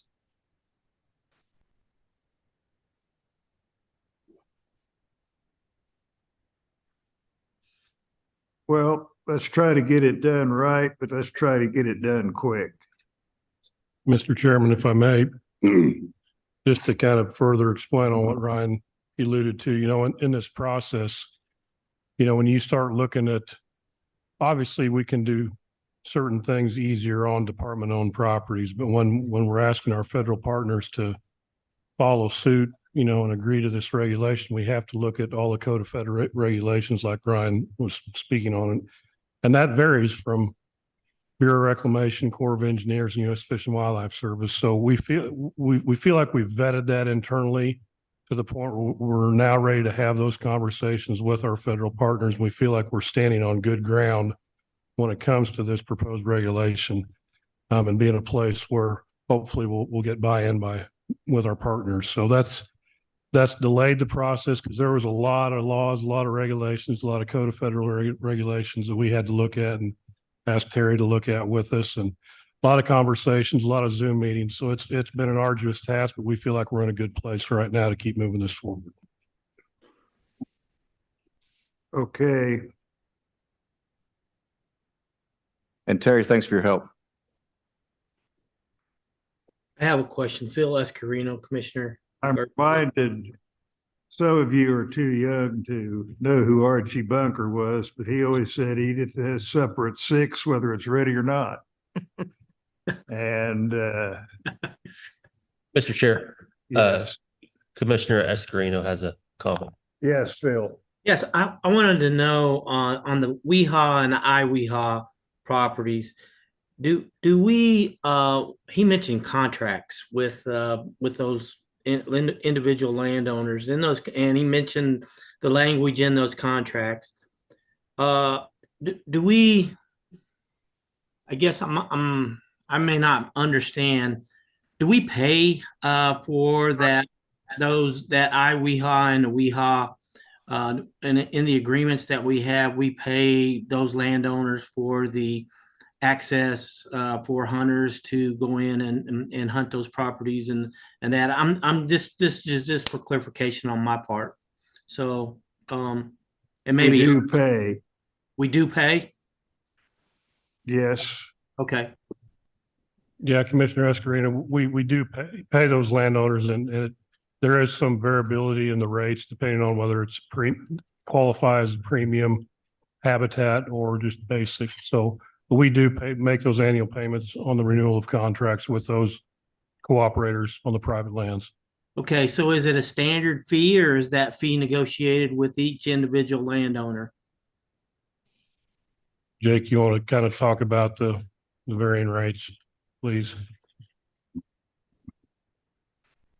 Big George, Wildlife Division Director. The rates do vary. It depends on the part of the state that we're in and how hard it is for us to acquire the access leases on properties in that part of the state. So there's a premium that's paid in the eastern portion of the state versus the western portion of the state. And there is a variation within the per acre rate based on the type of habitat and the opportunity, the hunting opportunities that it provides. And those are assessed and determined by the biologists who work with the landowners to establish the contracts. Okay. Thank you. Okay, Jake. All right. Well, we have 6 pending regulations that have been here so long, we don't bring them up anymore. And so now that brings us down to, we've already had one comment. Is there any more general public comment on non-agenda items?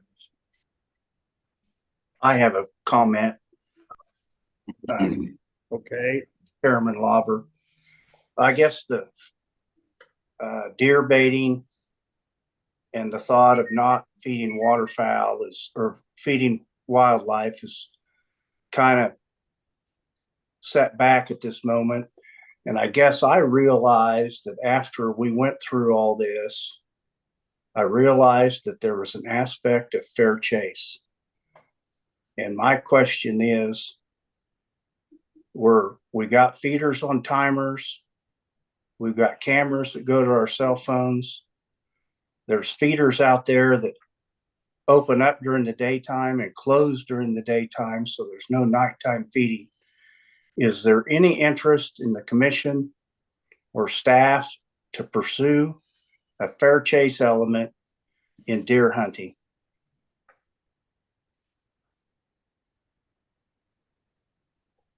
Well, there's interest. I just don't know how to go about doing it. You ought to take a stab at that, Stuart.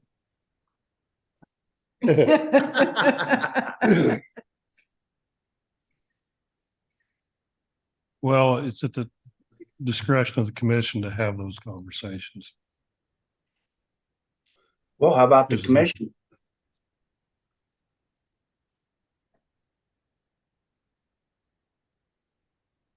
Well, I have an interest in doing it. I tend to like staff to make the recommendations only because they've got a lot of people who are hands-on that think about it and give us their best thoughts. I guess, Mr. Chairman, the only other comment I would make, and some of this comes from a personal standpoint of having been with the agency for 30 years too, it seems like state agencies might be a little more leery about talking about fair chase and fair chase issues. And I think that's unfortunate. I think we should be able to have those conversations moving forward, because that's a lot of the foundation, like Kurt Ratzlaff said before, with the North American model of wildlife conservation, that fair chase is a big part of that. So that might be a roundabout way of answering your question, but I don't think we should be afraid to discuss fair chase and anything that we bring to this setting. Well, it's very evident to me, listening to all the debate throughout this whole banning baiting, is that I didn't realize that you can't kill a deer in Kansas unless it's over a bait pile.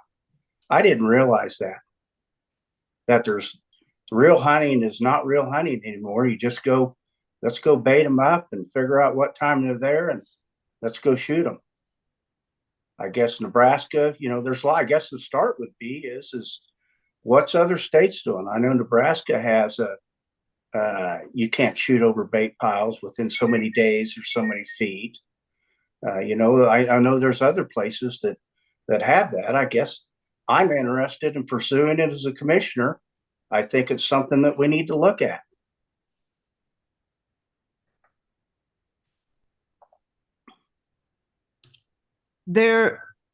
Commissioner Sill.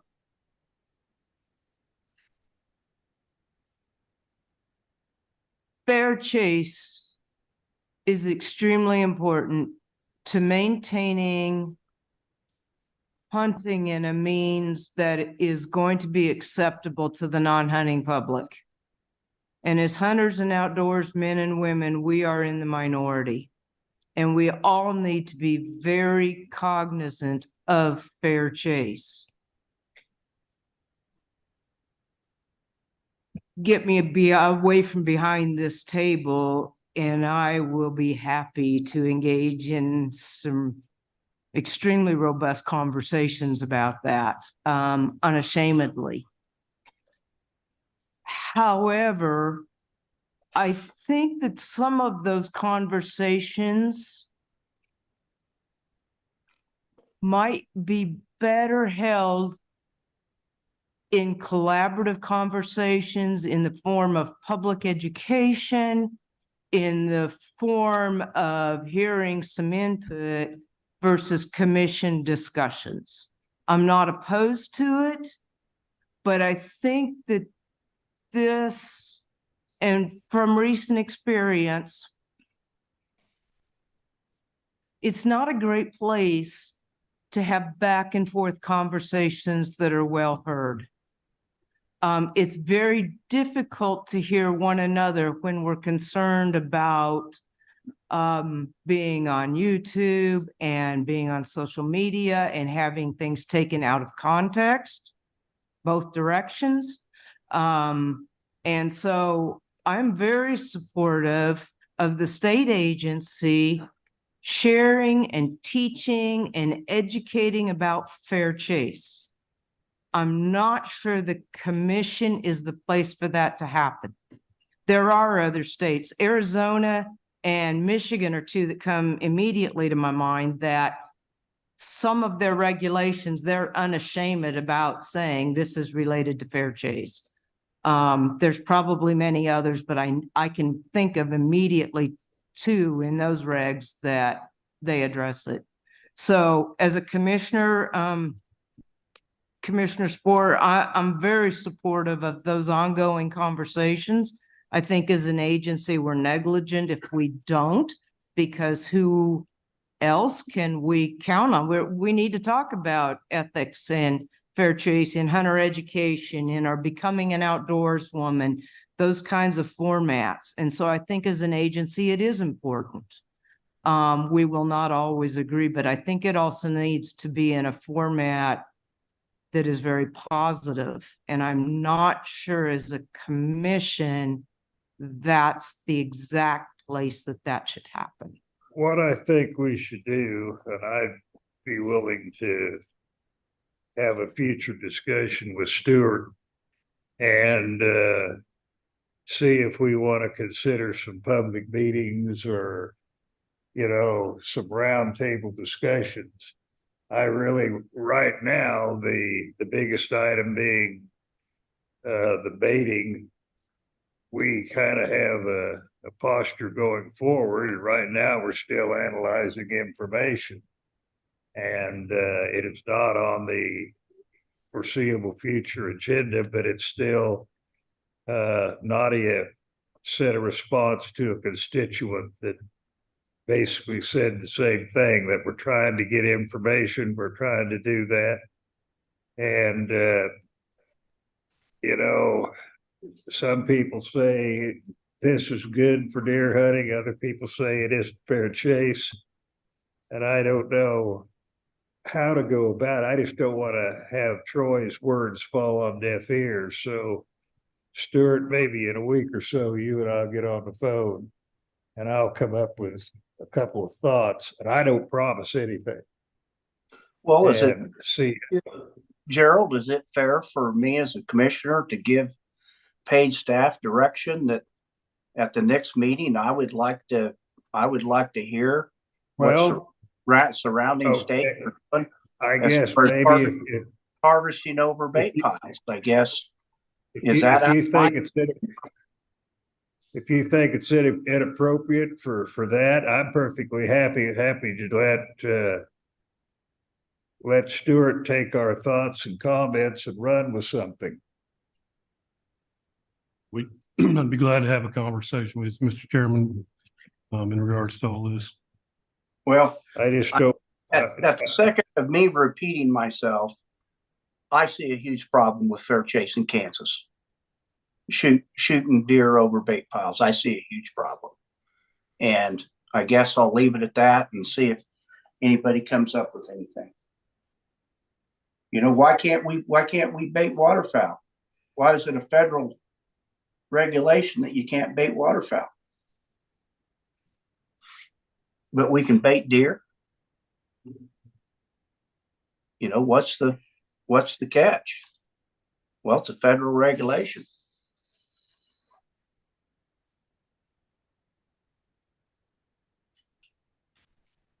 Right now, we're going to leave it at this, so there will be more discussion in the future.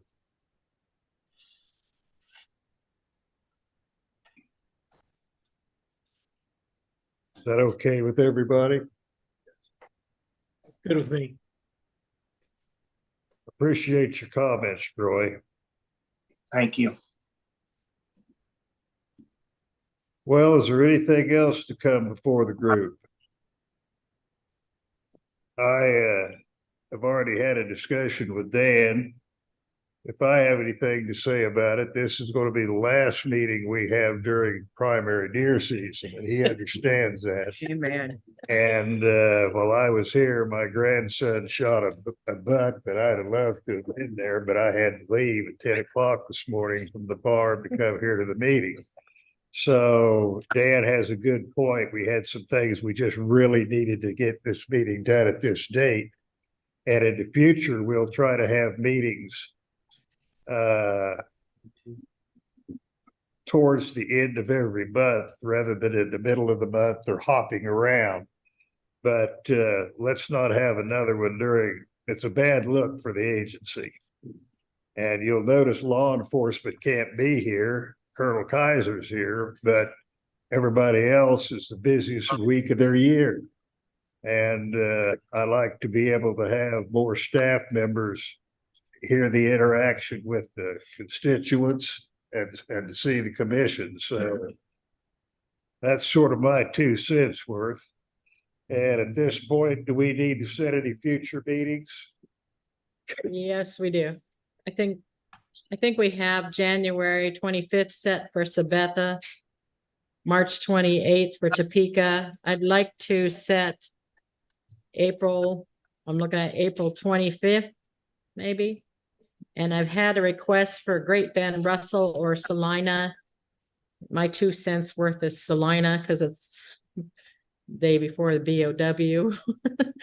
And it's close. Let's So- do Salina. Okay, What's the date? April 25th. For Salina. So we have January 25th for Sabetha, March 28th for Topeka, and April 25th for Salina. Any other business to come before the group? Meeting adjourned.